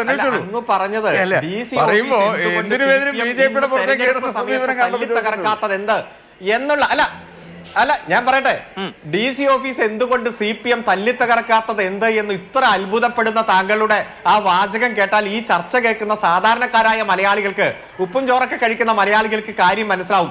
എവിടെ നിന്നൊക്കെയാണ് ഈ ഗൂഢാലോചന വന്നത്, അത് എവിടേക്കാണ് പോയത് എന്ന് കണ്ടുപിടിക്കട്ടെ. ശ്രീ ജയരാജൻ തന്നെ പറഞ്ഞിട്ടുണ്ട്, അതിലുള്ള കണ്ടന്റ് എന്റെ അല്ല, ഞാൻ എഴുതിയ വാചകങ്ങളല്ല, ഞാൻ ഇത് ആരെയും ചുമതലപ്പെടുത്തിയിട്ടില്ല, ഞാനുമായിട്ട് ആരും കരാറില്ല, ഞാൻ എഴുതിക്കൊണ്ടേയിരിക്കുന്നുള്ളൂ. അപ്പോൾ അതിൽ വന്നിരിക്കുന്ന ഓരോ വാചകങ്ങളും ഗൗരവത്തോടെ പരിശോധിക്കേണ്ടതാണ്. ഈ തെരഞ്ഞെടുപ്പ് ദിവസം തന്നെ അതിന്റെ പുസ്തകം പ്രസിദ്ധീകരിക്കുന്ന സാഹചര്യം. പിന്നെ അങ്ങ് ചോദിച്ചല്ലോ, ഒരു വക്കീൽ നോട്ടീസ് അയച്ചാൽ എല്ലാം തീരുമാനമോ? വക്കീൽ നോട്ടീസ് അയച്ചാൽ ഒരു പ്രൊസീഡിങ്സിന്റെ ആരംഭമാണ്. ഒരു കേസ് സിവിലായാലും ക്രിമിനൽ ആയാലും ആ കേസിന്റെ പ്രൊസീഡിങ്സിന്റെ തുടക്കം വക്കീൽ നോട്ടീസിലാണ്. പിന്നെ നിങ്ങൾ അതിന്റെ പുറകെ ഒന്നും പോവാറില്ലെങ്കിൽ അതിന് ഉത്തരവാദിത്തം എനിക്ക് പറയാൻ കഴിയില്ല. ഞങ്ങൾ ഒരു നോട്ടീസ് അയച്ചാൽ അതിന്റെ കണ്ടന്റ് കൃത്യമായി പോകും. നിയമ പോരാട്ടത്തിന്റെ അങ്ങേയറ്റം പോകും, അപ്പീലും പോകും. ആയിക്കോട്ടെ ആയിക്കോട്ടെ, നമ്മുടെ മുന്നിൽ ഉണ്ടല്ലോ. അപ്പൊ ഇതൊക്കെ ഗൗരവമായിട്ട് പരിശോധിക്കേണ്ട കാര്യമാണ്. ജയരാജൻ എത്ര വക്കീൽ നോട്ടീസ് അയച്ചിട്ടുണ്ട്? അതിൽ ഏതെല്ലാം പ്രൊസീഡ് ചെയ്തിട്ടുണ്ട്? ആത്മകഥ അല്ല, ഞാൻ പറയട്ടെ അല്ല, അത് നമുക്ക് പരിശോധിക്കാം. ഞാൻ കണക്ക് തരാം. ഇവിടെ എന്നോട് ചോദിച്ച ചോദ്യം, ആത്മകഥ എഴുതി, ഇപ്പൊ എല്ലാ നേതാക്കന്മാരും ആത്മകഥ എഴുതും. ഇപ്പൊ AKGയുടെ ആത്മകഥയിൽ തന്നെ എത്രയോ ഈ കേരളത്തിന്റെ ചരിത്രം, വർഗസമരത്തിന്റെ ചരിത്രം, ജന്മിത്വത്തിനെതിരെ നടത്തിയ ഏറ്റവും ഉജ്ജ്വലമായ പോരാട്ടത്തിന്റെ ചരിത്രം അദ്ദേഹം എഴുതിയിട്ടുണ്ട്. EMSന്റെ ആത്മകഥ എഴുതിയിട്ടുണ്ട്. ആത്മകഥ എഴുതുക എന്നുള്ളത് എല്ലാവരുടെയും അവകാശമാണ്. അതിന് എല്ലാ ഘട്ടത്തിലും പാർട്ടി പിന്തുണയും കൊടുക്കാറുണ്ട്. ഇത്തരം നേതാക്കന്മാരുടെ സമര ചരിത്രം എന്ന് പറഞ്ഞാൽ ഈ നാടിന്റെ ചരിത്രം തന്നെയാണ്. ഇദ്ദേഹം എന്റെ കണ്ടന്റ് അല്ല എന്ന് ശ്രീ EP പറയുന്നിടത്തോളം കാലം ഇതിന്റെ ഗൂഢാലോചനയുമായി ബന്ധപ്പെട്ടുകൊണ്ട് അന്വേഷണം നടത്തട്ടെ. അത് ഒരു ഘട്ടത്തിലും പാർട്ടിയെ ദുർബലപ്പെടുത്തുന്ന തരത്തിലാവില്ല. കാരണം പാർട്ടിയെ സംബന്ധിച്ചിടത്തോളം ഇത്തരത്തിലുള്ള ഒരു പോരാട്ടത്തിന്റെ ചരിത്രം എല്ലാ സമയത്തും പുതുതലമുറയെ പഠിപ്പിക്കാൻ തന്നെയാണ് ഞങ്ങൾ ഇത്തരത്തിലുള്ള നേതാക്കന്മാരുടെ ആത്മകഥകളും പുസ്തകങ്ങളും ലേഖനങ്ങളും പ്രസിദ്ധീകരണങ്ങളും എല്ലാം ഉപയോഗിച്ചുകൊണ്ടിരിക്കുന്നത്. ഗൂഢാലോചന പോലീസ് അന്വേഷിക്കട്ടെ. നിയമ പോരാട്ടവുമായിട്ട് അദ്ദേഹം പോകുമെന്ന് ജനങ്ങൾക്ക് മുന്നിൽ തന്നെ ഇന്ന് വിശദീകരിച്ചിട്ടുണ്ട്. അപ്പൊ നമുക്ക് കാണാം. ശരി, എന്തായാലും ഇപ്പോ നമ്മൾ സംസാരിച്ചുകൊണ്ടിരിക്കുന്നതിനിടയിൽ തന്നെ EP ജയരാജൻ DC ബുക്സിനെതിരെ വക്കീൽ നോട്ടീസ് അയച്ച വാർത്ത വരുന്നുണ്ട്. സമൂഹത്തിൽ തേജോവധം ചെയ്യണമെന്ന ഉദ്ദേശത്തോടു കൂടിയാണ് ആത്മകഥ പ്രസിദ്ധീകരിച്ചത്. ഉപതിരഞ്ഞെടുപ്പിൽ രാഷ്ട്രീയ എതിരാളികൾക്ക് പ്രചാരണായുധം നൽകുന്നതിന് വേണ്ടിയാണ് ആത്മകഥ പ്രചരിപ്പിച്ചത്. ആത്മകഥ എന്ന നിലയിൽ DC ബുക്സ് പുറത്തുവിട്ട എല്ലാ പോസ്റ്റുകളും ഭാഗങ്ങളും പിൻവലിക്കണം, നിർവ്യാജം ഖേദം പ്രകടിപ്പിച്ച് തെറ്റ് പരസ്യപ്പെടുത്തണം. ഇതാണ് വക്കീൽ നോട്ടീസിലെ ആവശ്യം. എന്തായാലും നമുക്ക് DC-യുടെ പ്രതിനിധിയെ ഈ ചർച്ചയിൽ ശ്രമിച്ചിരുന്നു, പക്ഷേ അവരുടെ ഭാഗത്തുനിന്നൊരു റെസ്പോൺസ് ഇല്ലാത്തതുകൊണ്ടാണ്. ശ്രീ ജിൻഡോ ജോൺ, ഒരു ഉപതെരഞ്ഞെടുപ്പ് നടക്കുന്നു. ഉപതെരഞ്ഞെടുപ്പിൽ പല വിഷയങ്ങൾ വരുന്നുണ്ട്. അതിൽ ഈ കേവലമായ അവസാന നിമിഷം വരുന്ന ഏതെങ്കിലും വൈകാരിക വിഷയമോ വിവാദ വിഷയമോ ഒക്കെ ആയിരിക്കുമോ വിധിയെ നിർണ്ണയിക്കുക? ഇനി 7 ദിവസമുണ്ട്. ഏറ്റവും നിർണായകമായ പാലക്കാട് തെരഞ്ഞെടുപ്പിന് 20-ാം തീയതി തെരഞ്ഞെടുപ്പ് നടക്കുന്നേ ഉള്ളൂ. നാളെ EP ജയരാജൻ പാലക്കാട്ട് P സരിന്റെ ഈ പ്രചരണം ഉദ്ഘാടനം ചെയ്യാൻ, അല്ലെങ്കിൽ പ്രചരണത്തിൽ പങ്കെടുത്ത് സംസാരിക്കാൻ വേണ്ടി വരികയാണ്. അപ്പോൾ EP ജയരാജൻ P സരിനെ കുറിച്ച് എന്തോ അപഖ്യാതി പറഞ്ഞു എന്ന് ഇന്ന് പറയാമെങ്കിൽ നാളെ സരിന്റെ പ്രചരണ യോഗത്തിലേക്ക് EP ജയരാജൻ വരികയാണ്. അല്ല അഭിലാഷേ, ഈ ഉപതെരഞ്ഞെടുപ്പിന്റെ സമയത്ത് ഇത്തരത്തിൽ പെട്ടെന്നുണ്ടാകുന്ന സംഭവങ്ങളും ജനങ്ങൾ വിലയിരുത്തും. പക്ഷേ കേരളത്തിലെ ജനങ്ങൾക്ക് കഴിഞ്ഞ 8.25 വർഷം അവർക്ക് കൊടുത്തിട്ടുള്ള, പിണറായി സർക്കാർ കൊടുത്തിട്ടുള്ള വികസന നേട്ടങ്ങളെയൊക്കെ എണ്ണി പറയാൻ പറ്റുന്നത് കൊണ്ട് അവർക്ക് കൃത്യമായിട്ട് അറിയാം ആർക്കാണ് വോട്ട് ചെയ്യേണ്ടതെന്നൊക്കെ. അതുകൊണ്ട് ഞങ്ങൾ പൂർണ്ണ ആത്മവിശ്വാസത്തിലാണ്. ഈ സംസ്ഥാന സർക്കാരിനെതിരെ നിരന്തര സമരങ്ങളുമായിട്ട് തെരുവും നിയമസഭയും നിറയുന്ന പ്രതിപക്ഷത്തിനുള്ള വിലയിരുത്തലായിരിക്കും ഈ തെരഞ്ഞെടുപ്പ് റിസൾട്ട് എന്ന് ഞങ്ങൾ പറയുകയല്ലേ. അതുപോലെ പറയാൻ LDF-നോ അല്ലെങ്കിൽ സംസ്ഥാന സർക്കാരിന് വേണ്ടി പറയുന്ന പാർട്ടിയുടെ പ്രതിനിധികൾക്ക് സാധിക്കില്ല. അങ്ങനെ ഒരു ആത്മവിശ്വാസം അവർ ഒരു സ്ഥലത്തും പ്രകടിപ്പിക്കുന്നതായിട്ട് കാണുന്നില്ല. പാർട്ടിയുടെ സംസ്ഥാന സെക്രട്ടറി പോലും അത് പറയുന്നില്ല. ഇനി ഞാൻ നമ്മൾ പറഞ്ഞു വന്ന വിഷയത്തിലേക്ക് വരാം. ഇവിടെ അരുൺകുമാർ പറയുന്നത് എന്താ, ഈ കണ്ടന്റ് എൻ്റെ അല്ല എന്ന് EP ജയരാജൻ പറയുന്നു. പണ്ടൊരു സിനിമയിൽ ജഗതി ശ്രീകുമാർ പറഞ്ഞ പോലെയാ, ഇത് എൻ്റെ ഗർഭമല്ല, എൻ്റെ ഗർഭം ഇങ്ങനെയല്ല എന്ന് പറയുന്ന പോലെയാണ് EP ജയരാജന്റെ പരിപ്പുവടയും കട്ടൻ ചായയും ഇങ്ങനെയല്ല എന്ന് പറയുന്നു. അതിന് അരുൺകുമാർ സാധൂകരിക്കാൻ വേണ്ടി പറഞ്ഞ് EP ജയരാജൻ വക്കീൽ നോട്ടീസ് അയച്ചു എന്നാണ്. EP ജയരാജൻ വക്കീൽ നോട്ടീസ് അയച്ചത് അരുൺകുമാറിന്റെ വാദപ്രകാരം EP ജയരാജന്റേതല്ലാത്ത കണ്ടന്റ് പ്രസിദ്ധീകരിച്ച DC ബുക്സിനെതിരെയാണ്. അപ്പൊ അരുൺകുമാറിന്റെ വാദം ഇങ്ങോട്ട് എടുക്കണമെങ്കിൽ ഒരു പ്രശ്നമുണ്ട് അരുൺകുമാറെ. പിണറായി വിജയന്റെ പറയാത്ത പ്രസ്താവന പ്രസിദ്ധീകരിച്ച ഹിന്ദു പത്രത്തിനെതിരെയും അങ്ങനെ പ്രസ്താവന പ്രസിദ്ധീകരിക്കാൻ വേണ്ടിയിട്ട് പണിയെടുത്ത PR ഏജൻസിക്കുമെതിരെ എന്തുകൊണ്ടാണ് കേരളത്തിലെ ആഭ്യന്തര വകുപ്പ് കേസെടുക്കാത്തത്? പിണറായി വിജയൻ എന്ന് പറഞ്ഞ കേരള മുഖ്യമന്ത്രി എന്തുകൊണ്ടാണ് വക്കീൽ നോട്ടീസ് അയക്കാത്തത്? അതും കൂടി ഒന്ന് നിങ്ങൾ പറയണ്ടേ. ഇനി അരുൺകുമാർ തന്നെ വക്കീൽ നോട്ടീസിനെ പ്രകടിപ്പിച്ചല്ലോ, ഹിന്ദു ഖേദം പ്രകടിപ്പിച്ചല്ലോ. ഇവിടെ ഈ വക്കീൽ നോട്ടീസിലെ ആവശ്യവും നിങ്ങൾ നിർവ്യാജമായി ഖേദം പ്രകടിപ്പിക്കണം എന്നുള്ളതാണ്. ഖേദം പ്രകടിപ്പിച്ചില്ലെങ്കിലല്ലേ അടുത്ത കാര്യം. അല്ല, ഹിന്ദുവിന്റെ ഖേദം പ്രകടിപ്പിച്ചപ്പോൾ അടുത്ത അതിലും വലിയ പണി കിട്ടിയില്ലേ? കേരളത്തിന്റെ മുഖ്യമന്ത്രിക്ക് PR ഏജൻസി ഉണ്ടെന്നും ആ PR ഏജൻസി പറഞ്ഞ വാർത്തയാണ് ഹിന്ദു പത്രം കൊടുത്തതെന്നും കേരളത്തിന്റെ പൊതുസമൂഹം വീണ്ടും അറിഞ്ഞില്ലേ? അപ്പൊ ആ ഖേദം പ്രകടിപ്പിക്കുക എന്ന് പറഞ്ഞാൽ നിർഗന്ധലയ്ക്ക് അടി കൊടുക്കുന്നതിന് തുല്യമായിരുന്നല്ലോ. ഇനി അരുൺകുമാർ പറഞ്ഞാൽ ഏതറ്റം വരെയും വക്കീൽ നോട്ടീസുമായിട്ട് പോകുമെന്നാണ് ഇവർ പറയുന്നത്. ശോഭാ സുരേന്ദ്രനെതിരെ അയച്ച വക്കീൽ നോട്ടീസിന്റെ അറ്റം എവിടം വരെയായി? ഇൻഡിഗോ വിമാനത്തിനെതിരെ നടത്തിയ പോരാട്ടം എവിടെ അവസാനിപ്പിച്ചു? ഇനി അരുൺകുമാർ തന്നെ തൃക്കാക്കര ബൈ ഇലക്ഷനുമായി ബന്ധപ്പെട്ട ഒരു മാധ്യമ മാധ്യമപ്രവർത്തകനായിട്ട് പരസ്യമായിട്ട് ലൈവായിട്ട് വെല്ലുവിളിച്ച് പിറ്റേ ദിവസം വക്കീൽ നോട്ടീസ് അയക്കുന്നത് ഞാൻ കണ്ടതാ, ആ വാർത്ത കണ്ടതാ. അങ്ങനെ ഒരു സംഭവം ഉണ്ടായിട്ടുണ്ടല്ലോ അരുൺകുമാറെ. ആ വക്കീൽ നോട്ടീസിന്റെ അറ്റം എവിടെ വരെ എത്തി എന്ന് നിങ്ങൾ പറയണ്ടേ? ഇനി ഞാൻ ചോദിക്കുന്നത്, നിങ്ങൾ ഇപ്പൊ BJP-യുടെ പ്രതിനിധി പറഞ്ഞു ഓഫീസ് അടിച്ചു പൊളിക്കുന്ന കാര്യം. അപ്പൊ നിങ്ങൾ വല്ലാത്ത രീതിയിൽ അതിനെ പ്രകോപനപരമായിട്ടാണ് സ്വീകരിച്ചത്. എന്തുകൊണ്ടാ? തെരഞ്ഞെടുപ്പ് സമയത്ത് ഞങ്ങൾ ഓഫീസ് അടിച്ചു പൊളിക്കാറില്ല, തെരഞ്ഞെടുപ്പ് ഇല്ലാത്തപ്പോൾ അടിച്ചു പൊളിക്കും എന്നാണ് ഉദ്ദേശിക്കുന്നത്. ഇവിടെ ആർഷോയുടെ എഴുതാത്ത പരീക്ഷയ്ക്ക് 100 മാർക്ക് കിട്ടിയതിനെ കുറിച്ചിട്ടുള്ള വാർത്ത KSU പ്രവർത്തകർ ലൈവായിട്ട് ഒരു മാധ്യമത്തിലൂടെ പറഞ്ഞപ്പോൾ ആ വാർത്ത റിപ്പോർട്ട് ചെയ്ത മാധ്യമ പ്രവർത്തകയ്ക്കെതിരെ ഗൂഢാലോചനയ്ക്ക് കേസെടുത്തവരല്ലേ നിങ്ങൾ? ഒരു മാധ്യമ സ്ഥാപനത്തിന്റെ ഓഫീസ് അടിച്ചു പൊളിച്ചവരല്ലേ നിങ്ങൾ? അല്ലെങ്കിൽ ഒരു മാധ്യമ സ്ഥാപനത്തിന്റെ ഓൺലൈൻ യൂട്യൂബ് ചാനലിന്റെ ഓഫീസിൽ കയറി ലാപ്ടോപ്പും ക്യാമറയും പെൻഡ്രൈവും സകലമാന സാധനങ്ങളും അവിടുത്തെ സാനിറ്റൈസർ വരെ എടുത്തുകൊണ്ട് പോയതല്ലേ? അല്ലല്ല, ഞാൻ വഴങ്ങുന്നില്ല. ഞാൻ താങ്കൾ കുറെ പറഞ്ഞതല്ലേ, എനിക്ക് പറഞ്ഞു തീർത്തിട്ട് വേണം, എന്നിട്ട് വഴങ്ങാം. ഈ ലാപ്ടോപ്പും സാനിറ്റൈസർ വരെ എടുത്തുകൊണ്ട് പോയ പാർട്ടിയല്ലേ നിങ്ങൾ? അപ്പൊ നിങ്ങൾ എന്തുകൊണ്ടാണ് ഇപ്പൊ അടിച്ചു പൊളിക്കാത്തതെന്ന് സാമാന്യ യുക്തിയുള്ള ആർക്കും തോന്നാവുന്ന കാര്യമുള്ളൂ. ഇനിയിപ്പോ ഒരു കാര്യം വ്യക്തമായി, 2 ജയരാജന്മാരുടെ ആത്മകഥ പുറത്തു വന്നപ്പോൾ ഏകദേശം ഈ പാർട്ടി ഒരു പരുവത്തിലായി. ഇനി ആ ശോഭിക്കുന്ന ജയരാജന്റെ ആത്മകഥ കൂടി പുറത്തു വന്നാൽ ഏകദേശം അതിന്റെ കാര്യത്തിൽ ഒരു തീരുമാനമായി. നിങ്ങൾ പറയുന്നത് ഈ കോൺഗ്രസ് നേതാക്കന്മാര് CPM-ന്റെ ഉന്നതരായിട്ടുള്ള നേതാക്കന്മാരുടെ കുടുംബത്തെ ഭീഷണിപ്പെടുത്താൻ വേണ്ടിയിട്ട് ശ്രമിക്കുന്ന ഏത് കുടുംബത്തെ മാഷെ? ഒരു പെൻഷൻ കാശ് കൊണ്ട് IT കമ്പനി തുടങ്ങാൻ പറ്റുന്ന അത്ര വലിയ ശേഷിയുള്ള കുടുംബത്തെ ഭീഷണിപ്പെടുത്താൻ കോൺഗ്രസ് നേതാക്കന്മാർ ആരുമായിട്ടില്ലെന്നേ. ഒരു കുടുംബത്തെ, ഒരു നേതാവിന്റെ ഭാര്യയുടെ പെൻഷൻ കാശ് കൊണ്ട് വൈദേഹം പോലെ ഒരു റിസോർട്ട് പണിയാൻ പറ്റുന്ന അത്തരത്തിലുള്ള നേതാക്കന്മാരുടെ കുടുംബത്തെ ഭീഷണിപ്പെടുത്താൻ ഞങ്ങൾ ആരുമായിട്ടില്ല. ഞാൻ പൂർത്തിയാക്കട്ടെ അഭിലാഷ്, ഒരൊറ്റ വാചകം കൂടിയേ ഉള്ളൂ. ഈ പത്തനംതിട്ടയിലെ CPM-ന്റെ ജില്ലാ കമ്മിറ്റിയുടെ ഔദ്യോഗിക Facebook പേജിൽ രാഹുൽ മാങ്കൂട്ടത്തിന് വോട്ട് അഭ്യർത്ഥിച്ചുകൊണ്ട് വന്ന ആ വീഡിയോ അത് ഹാക്കിംഗ് ആണെന്ന് പറഞ്ഞു. എന്നിട്ട് എന്തായി? കേരളത്തിലെ പോലീസ് അന്വേഷിച്ചിട്ട് എന്താ നടപടി? ഇവിടെ ഞങ്ങൾക്ക് DC ബുക്സിന്റെ വിശ്വാസമാണെന്ന് പറയുന്നത്. DC ബുക്സ് ദേശാഭിമാനി പത്രത്തെ പോലെയല്ല, കൈരളി ചാനലിനെ പോലെയല്ല. അതുകൊണ്ട് 2 ഒപ്പും 4 കത്തും ഉണ്ടെന്ന് പറയുന്ന നിങ്ങളുടെ മറ്റേ പ്രശാന്തന്റെ കേസ് എന്തായി? നിങ്ങൾ കോൺഗ്രസിന്റെ ഒപ്പില്ലാത്ത കത്തിന്റെ പുറകെ നടന്നില്ല 1.5 ആഴ്ച. 2 ഒപ്പ് ഉണ്ട്, വേറെ പലതും പല എണ്ണം ഉണ്ടെന്ന് പറയുന്ന ആ പ്രശാന്തന്റെ കത്തിന്റെ പുറകെ കൂടി ഒന്ന് അരുൺകുമാർ പോണം. ആ നവീൻ ബാബുവിന്റെ കുടുംബത്തിന് ഒരു നീതി കിട്ടട്ടെ. ഒപ്പില്ലാത്ത കത്തിന്റെ പുറകെ പോകുന്ന പാർട്ടി, നിങ്ങളുടെ പാർട്ടി BJP-യുടെ പിന്തുണ അഭ്യർത്ഥിച്ചുകൊണ്ട് പണ്ടൊരു കത്തയച്ചതും ഈ സമയത്ത് വാർത്തയായിട്ടുണ്ട്. അതുകൂടി പറയണം അരുൺകുമാറെ. ശരി, ഓക്കെ, പറഞ്ഞോളൂ. അരുൺ എന്തോ കേസ് കേട്ടൊക്കെ എടുക്കുന്നുണ്ടല്ലോ, പറഞ്ഞോളൂ. യെസ്, ഞാൻ പറയാം. അഭിലാഷ് ഒറ്റ മിനിറ്റ്. അല്ല, അദ്ദേഹം പറഞ്ഞു തൃക്കാക്കര തെരഞ്ഞെടുപ്പുമായി ബന്ധപ്പെട്ടുകൊണ്ട് ഒരു ചാനൽ ചർച്ചയിൽ എന്നെ അപമാനിച്ച ആ ആങ്കർക്കെതിരെ എന്തുകൊണ്ട് വക്കീൽ നോട്ടീസ് അയച്ചിട്ട് കേസ് കൊടുത്തില്ല? ഇതൊന്നും നോക്ക്. Advocate KS Arunkumar versus Hashmi Taj Ibrahim, CMB number 962/2024, JCCM court Kakkanad. ഞങ്ങളൊക്കെ വക്കീൽ നോട്ടീസ് അയച്ചാൽ അതിന്റെ പുറകെ ഏതറ്റം വരെ പോകും? നിയമത്തിന്റെ അങ്ങേ അറ്റം വരെ പോകും. ഞങ്ങൾ വാക്കുകൾ പാലിക്കുന്നവരാണ്. പറയാവുന്ന വാക്കുകളെ മാത്രമേ ഞങ്ങൾ പറയൂ. വെറുതെ കുറച്ച് ആരോപണം ആലോചിക്കില്ല. നിങ്ങൾ ഈ കോടതിയിലേക്ക് വാ, ഇതിന്റെ പേപ്പർ ഞാൻ എഴുതി തരാം. ഞാനിപ്പോ ഈ ചർച്ചയ്ക്ക് ഇരിക്കുന്നത് എന്റെ ഓഫീസിൽ, വക്കീൽ ഓഫീസിലായതുകൊണ്ട് എനിക്ക് ഈ ഫയൽ എടുക്കാൻ പറ്റി. നിയമപരമായിട്ടുള്ള പോരാട്ടം അങ്ങേ അറ്റം വരെ പോയിട്ട് അത്തരത്തിൽ മുന്നോട്ട് പോയിട്ടുള്ള പ്രസ്ഥാനം തന്നെയാണ് ഞങ്ങളുടേത്. M സ്വരാജിനെ ഇവിടെ അപമാനിച്ചു. അദ്ദേഹം ചെയ്യാത്ത ഒരു പ്രസംഗം പ്രസംഗിച്ചു എന്നും പറഞ്ഞ് ഇവിടെ കൗമുദി പത്രത്തിൽ ഒരു വാർത്ത വന്നു. അതിന്റെ നിയമ പോരാട്ടം ഈ 23-ാം തീയതി ഇവിടെ അതിലെ പ്രതികളെ അടക്കം വിസ്തരിക്കുന്ന 23-ാം തീയതി കോടതിയിൽ പോസ്റ്റ് ചെയ്തിരിക്കുക. അപ്പൊ അതൊക്കെ അങ്ങ് ആരോപണം ഉന്നയിക്കുമ്പോൾ ഇതൊക്കെ മനസ്സിലാക്കിയിട്ട് വേണം ചെയ്യാൻ. പിന്നെ ഒരു അഭിഭാഷക നോട്ടീസ് അയച്ചു EP ജയരാജൻ. എന്താണ്? ഇത്തരം ഡിഫാമേഷൻ കേസാണ്, മാപ്പ് പറയണം.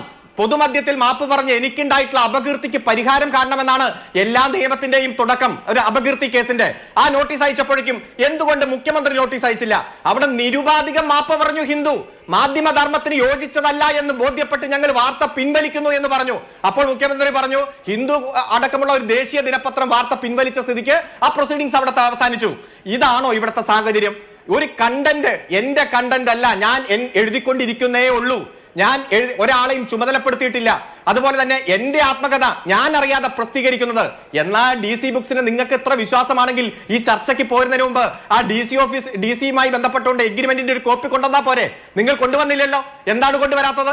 അതൊക്കെ പൊതുസമൂഹത്തിലുണ്ട്. ഈ തെരഞ്ഞെടുപ്പ് ദിവസം ആ പുസ്തകത്തിന്റെ പേര്, ആ പുസ്തകത്തിന്റെ പടച്ചട്ട, അതിലുള്ള ഫോട്ടോ, അതിലുള്ള വാചകങ്ങൾ, അധ്യായം, ഊന്നലുകൾ, പാലക്കാട് മത്സരിക്കുന്ന സ്ഥാനാർത്ഥിയെ പറ്റി ഉള്ള വാചകം, ഇതെല്ലാം ഇവിടെ BJP-യുടെ പ്രതിനിധിയുടെ വാക്ക് കടമെടുത്താൽ ഒരു വ്യാജന്മാരുടെ കാലത്താണ് ഇപ്പൊ കടന്നുപോയിക്കൊണ്ടിരിക്കുന്നത്. അത്തരത്തിലുള്ള വ്യാജന്മാർക്ക് വലിയ അംഗീകാരം കിട്ടുകയാണ്. കാരണം എന്താ? ഇവിടെ വ്യാജ ഐഡന്റിറ്റി കാർഡ്, വ്യാജ പണം, അതുപോലെ തന്നെ കുഴൽപ്പണം, അതുപോലെ തന്നെ വ്യാജ മദ്യം എല്ലാം ഒഴുക്കുന്നവർക്ക് വലിയ പ്രാധാന്യം കിട്ടുന്ന സാഹചര്യമാണ്. അതുകൊണ്ട് പോലീസ് അന്വേഷിക്കട്ടെ, നിയമപരമായിട്ട് പോരാട്ടം നടക്കട്ടെ. ഇതൊന്നുമല്ല തെരഞ്ഞെടുപ്പിനെ വിധി നിർണ്ണയിക്കുന്നത്. തെരഞ്ഞെടുപ്പിനെ വിധി നിർണ്ണയിക്കുന്നത് ഇടതുപക്ഷ ജനാധിപത്യ മുന്നണി ഗവൺമെന്റിന്റെ ഗംഭീരമായിട്ടുള്ള പ്രവർത്തനങ്ങൾ. ഈസ് ഓഫ് ഡൂയിങ് ബിസിനസ്സിൽ 2 കൊല്ലം കൊണ്ട് 28ാം സ്ഥാനത്ത് നിന്ന് 1ാമതെത്തിയ കേരളം, ഉന്നത വിദ്യാഭ്യാസ രംഗത്ത് ഉജ്ജ്വലമായിട്ടുള്ള മുന്നേറ്റം സൃഷ്ടിച്ച കേരളം, സർവകലാശാല കോളേജുകൾ എല്ലാം എടുത്താൽ ഈ കേരളത്തിലെ കോളേജുകൾ മുഖ്യധാരയിലെത്തുന്നു. അതുപോലെ തന്നെ പെൻഷൻ അടക്കം കഴിഞ്ഞ ലോക്സഭാ തെരഞ്ഞെടുപ്പിൽ ഞങ്ങൾക്കെതിരെ വന്ന പ്രചരണം അതും പ്രയോറിറ്റി നിശ്ചയിച്ച് ഓരോ മാസം വിതരണം ചെയ്യുന്നു. കുടിശ്ശികയുള്ളത് കൃത്യമായി മാർച്ച് 31 മുമ്പ് വിതരണം ചെയ്യുമെന്ന് ജനങ്ങളെ അംഗീകരിച്ചിരിക്കുന്നു. വികസന പ്രവർത്തനങ്ങൾക്കെല്ലാം കൃത്യമായിട്ടുള്ള പ്രയോറിറ്റി നിശ്ചയിച്ച് ജനങ്ങൾക്ക് കൊടുത്ത വാക്കു പാലിക്കുന്നു. ഇതൊക്കെയാ ജനങ്ങൾ ചർച്ച ചെയ്യുന്നത്. ചർച്ച ചെയ്യട്ടെ. നിങ്ങൾ ഇലക്ട്രൽ ബോണ്ടിനെതിരെ വർത്താനം പറഞ്ഞ് 170 കോടി രൂപയുടെ ഇലക്ട്രൽ ബോണ്ട് എടുത്തയാളെ നോമിനേഷൻ കൊടുക്കാൻ അടുത്തുകൊണ്ടെന്ന് ഇരുത്തിയ സ്ഥാനാർത്ഥി, ആ സ്ഥാനാർത്ഥിയെ ജനങ്ങൾ കൃത്യമായി വിലയിരുത്തിയല്ലോ. അതാണ് 15% വോട്ട് അവിടെ കുറഞ്ഞത്. ആദ്യം പരിഹരിക്കാൻ അദ്ദേഹത്തിന്റെ പ്രസ്താവനയൊക്കെ ഒന്ന് പരിശോധിച്ച് നോക്ക്. ശരി, ഓക്കെ. ശ്രീ നാരായണൻ നമ്പൂതിരി, ഒന്നിപ്പോ വയനാട്ടിലെ തെരഞ്ഞെടുപ്പൊക്കെ ആണെങ്കിൽ ദേശീയ ശ്രദ്ധ ആകർഷിക്കുന്ന തെരഞ്ഞെടുപ്പാണ്. കാരണം പ്രിയങ്ക ഗാന്ധി ആദ്യമായി ഒരു പാർലമെന്ററി തെരഞ്ഞെടുപ്പ് രംഗത്തേക്ക് വരുന്നു എന്ന പ്രത്യേകത, അങ്ങനെ ആ നിലയ്ക്കൊക്കെ നമ്മുടെ നാട്ടിൽ നിന്ന് മത്സരിക്കുന്നു എന്നുള്ളത് മലയാളികളെ സംബന്ധിച്ച് സന്തോഷകരമായ കാര്യം. അങ്ങനെയുള്ള ഒരു തെരഞ്ഞെടുപ്പ് കഴിഞ്ഞു. ഇനി പാലക്കാട് ഒരു ത്രികോണ മത്സരം വരാനിരിക്കുന്നു. അപ്പോൾ ഇവിടെ സൂചിപ്പിച്ച വിഷയങ്ങളൊക്കെ ഉണ്ടല്ലോ, അതായത് സർക്കാരിന്റെ പ്രവർത്തനം, ജനങ്ങളുടെ ജീവൽ പ്രശ്നങ്ങൾ, ഇവയ്ക്കൊക്കെ അപ്പുറത്ത് കേവല വിവാദങ്ങൾ, പണം കൊണ്ടുപോയോ, ട്രോളിയിൽ കൊണ്ടുപോയോ, പിന്നെ കുഴൽപ്പണം കടത്തിയോ, ഇപ്പോൾ പുസ്തകം എഴുതിയോ, ഇത്തരം കാര്യങ്ങൾ കേവല രാഷ്ട്രീയ വിഷയങ്ങളാണ്. നിങ്ങൾക്ക് അങ്ങോട്ടും ഇങ്ങോട്ടും ഏറ്റുമുട്ടാം. പക്ഷെ ജനങ്ങളെ അടിസ്ഥാനപരമായി ബാധിക്കുന്ന വിഷയങ്ങളാണോ? ഏത് വിഷയത്തിന് മുകളിലാണ് വോട്ടെടുപ്പ് നടക്കുക? ഈ പറഞ്ഞ വിവാദ വിഷയങ്ങൾക്ക് മുകളിലാണ് വോട്ടെടുപ്പ് നടക്കുകയെങ്കിൽ ഇപ്പോൾ ഭരിക്കുന്ന ഭരണകക്ഷിക്ക് അത് ആശ്വാസകരമായിട്ട് വന്നു ഭവിക്കുമെന്നാണ് എനിക്ക് തോന്നുന്നത്. അല്ല അഭിലാഷേ, ഈ ഓരോ ഉപതെരഞ്ഞെടുപ്പിലും ഈ തെരഞ്ഞെടുപ്പ് ദിവസം ഇത്തരം വിവാദങ്ങൾ ഉണ്ടാക്കുക എന്നുള്ളത് എനിക്ക് തോന്നുന്നു CPM-ൻ്റെ ഒരു ശൈലിയായിട്ടാണ് എനിക്ക് തോന്നുന്നത്. നെയ്യാറ്റിൻകര ഉപതെരഞ്ഞെടുപ്പിൻ്റെ അന്നാണ് അച്യുതാനന്ദൻ മറ്റേ TPയുടെ കുടുംബത്തെ കാണാൻ പോകുന്നത്. അവിടെ നെയ്യാറ്റിൻകര ആളുകൾ പോളിംഗ് ബൂത്തിലേക്ക് പോകുന്നു.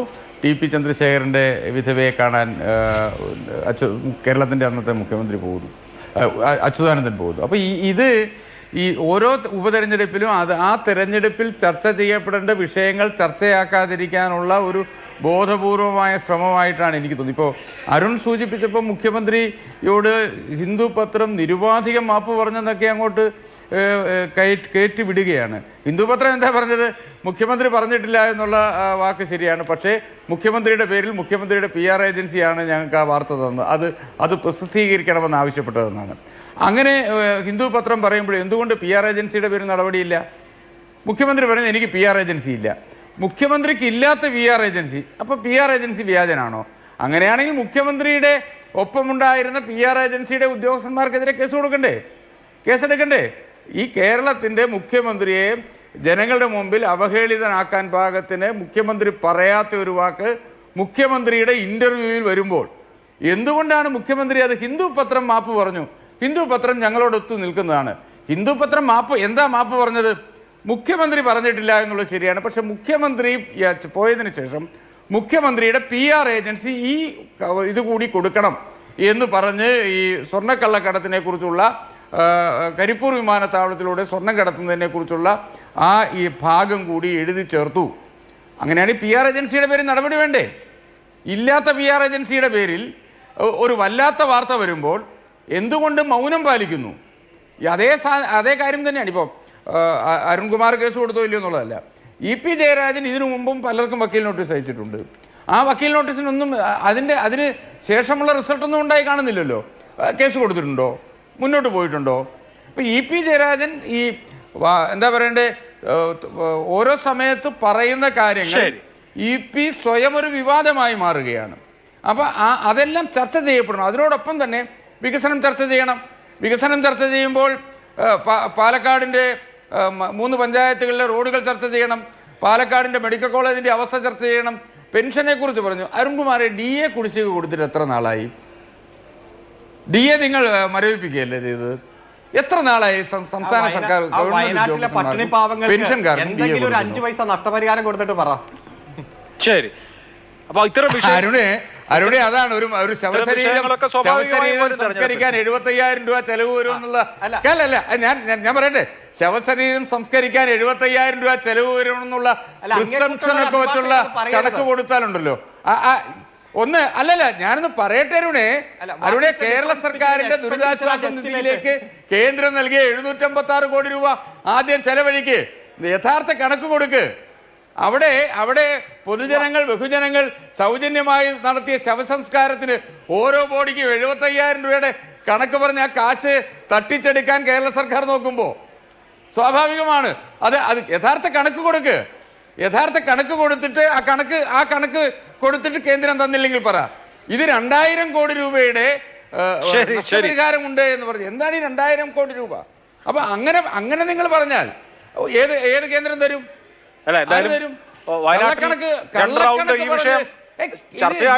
സർ, തീവട്ടിക്കൊള്ളക്കാരന്റെ അവസ്ഥയിലേക്ക് CPM-ന്റെ സർക്കാർ മാറുന്നത്. മനുഷ്യൻ മരിച്ചാൽ, പ്രകൃതി ദുരന്തമുണ്ടായാൽ അതുപോലും കൈയിട്ട് വാരാനുള്ള മാർഗമായി, അതുപോലും അഴിമതി നടത്താനുള്ള മേഖലയായി കള്ളക്കണക്ക് കൊടുത്ത് 75 രൂപ പോലും കൊടുത്തിട്ടില്ല കേട്ടോ, ഒരു പൈസ പോലും കൊടുത്തിട്ടില്ല എന്നുള്ളതാണ്. കിട്ടിയിട്ടല്ലേ ബാക്കി എന്ത് ചെയ്യണം എന്നൊക്കെയുള്ളത് തീരുമാനിക്കുന്നത്. ദുരിതാശ്വാസ നിധി ആദ്യം ചെലവഴിക്കൂ. അല്ല അത് നമ്മുടെ വിഷയം അതല്ല. ഈ പറഞ്ഞ ഈ ദുരിതാശ്വാസ നിധിയിലെ പണം, SDRF-ലെ പണം എന്ന് പറയുന്നത് പാർലമെന്റ് പാസാക്കിയ ഡിസാസ്റ്റർ മാനേജ്മെന്റ് ആക്ട് അനുസരിച്ച് എല്ലാ സംസ്ഥാനങ്ങൾക്കും വ്യവസ്ഥാപിതമായ പണമാണ്. അതിൽ വയനാട് ദുരന്തവുമായി ഒന്നും ബന്ധമില്ലാത്ത പൈസയാണ്. മെഡിക്കൽ കോളേജ് ചർച്ചയാകണ്ടേ? ശരി, അത്തരം വിഷയങ്ങളൊക്കെ ചർച്ചയാവുന്നോ ഇല്ലയോ? ഓക്കെ, നമുക്ക് എല്ലാ വിഷയവും ഇപ്പൊ ഇത് ചർച്ച ചെയ്ത് പോകാൻ കഴിയില്ല. ശ്രീ ജിൻഡോ ജോൺ, ഇനിയിപ്പോ നോക്കൂ, ഇപ്പൊ ചേലക്കരയും വയനാടും കഴിഞ്ഞു. വികസനം ചർച്ചയാകാതിരിക്കാൻ അഭിലാഷൻ ഞാൻ പറഞ്ഞു വന്നത് വികസനം ചർച്ചയാകാതിരിക്കാൻ വേണ്ടിയാണ് ഇത്തരം വിവാദങ്ങൾ ബോധപൂർവം സൃഷ്ടിക്കുന്നതെന്നാണ് ഞാൻ പറഞ്ഞത്. ശരി, ഓക്കെ. ശ്രീ ജിൻഡോ, ചേലക്കരയിലെ ഒടുവിലത്തെ കണക്ക് 72.77 ആണ്. കഴിഞ്ഞ തവണ 77 ആണെന്ന കാര്യം ഞാൻ ആദ്യം ഓർമ്മിപ്പിച്ചു. വയനാട്ടിലും 65-ന് മുകളിലേക്ക് പോളിംഗ് പോകുന്നില്ല. ഇപ്പൊ സാധാരണ നിലയിൽ നമ്മുടെ ഒരു പരമ്പരാഗത കാഴ്ചപ്പാട്, ഇടതുപക്ഷം അല്ലെങ്കിൽ CPM കുറച്ചും കൂടി സുഖണ്ഡിതമായ പാർട്ടിയാണ് എന്ന് പറഞ്ഞാൽ അവരെ സംബന്ധിച്ച് അവർക്ക് പോൾ ചെയ്യാനുള്ള എല്ലാ വോട്ടുകളും പോൾ ചെയ്യിക്കാനുള്ള സംവിധാനമുണ്ടെന്നാണ് പൊതുവെ വെപ്പ്. ഇപ്പോൾ ഈ ചേലക്കര എന്ന് പറയുന്ന മണ്ഡലം അവരെ സംബന്ധിച്ച് അവരുടെ സിറ്റിംഗ് മണ്ഡലമാണ് 96 മുതൽ തുടർച്ചയായി ഇങ്ങോട്ട്. അപ്പോൾ CPM-ന് അല്ലെങ്കിൽ LDF-ന് അവരുടെ വോട്ടുകളെല്ലാം പോൾ ചെയ്യിക്കാൻ കഴിയും എന്നൊരു സങ്കല്പം പരമ്പരാഗതമായുണ്ട്. പിന്നീട് അതൊക്കെ മാറിയെങ്കിൽ പോലും അപ്പോൾ അങ്ങനെ നോക്കിക്കഴിഞ്ഞാൽ പരമാവധി വോട്ടുകൾ ഇടതുമുന്നണി പോൾ ചെയ്യിച്ചിട്ടുണ്ട് എന്ന് വേണമോ ഒരു നിഗമനത്തിലെത്താൻ? അങ്ങനെയാണെങ്കിൽ നിങ്ങൾ ഉദ്ദേശിക്കുന്ന കണക്കുകളൊക്കെ ശരിയായി വരുമോ? ഇന്നിപ്പോൾ ഏറ്റവും ഒടുവിൽ P. ഗഗാരൻ വയനാട്ടിൽ CPM-ന്റെ ജില്ലാ സെക്രട്ടറി പറയുന്നത് 5 ലക്ഷം ഭൂരിപക്ഷം എന്നുള്ളത് ഒരു UDF നേതാവും, തലയ്ക്ക് വെളിവുള്ള ഒരു UDF നേതാവും പോളിംഗ് ശേഷം അവകാശപ്പെടില്ല എന്നാണ്. അപ്പോൾ ആ നിലയ്ക്ക് കണക്കുകൾ നിങ്ങളെക്കാൾ കൂടുതൽ അവർക്ക് കൃത്യമായി വരുമോ? ആരെ പറഞ്ഞ P. ഗഗാറിനല്ലേ CPM-ന്റെ വയനാട് ജില്ലാ സെക്രട്ടറി?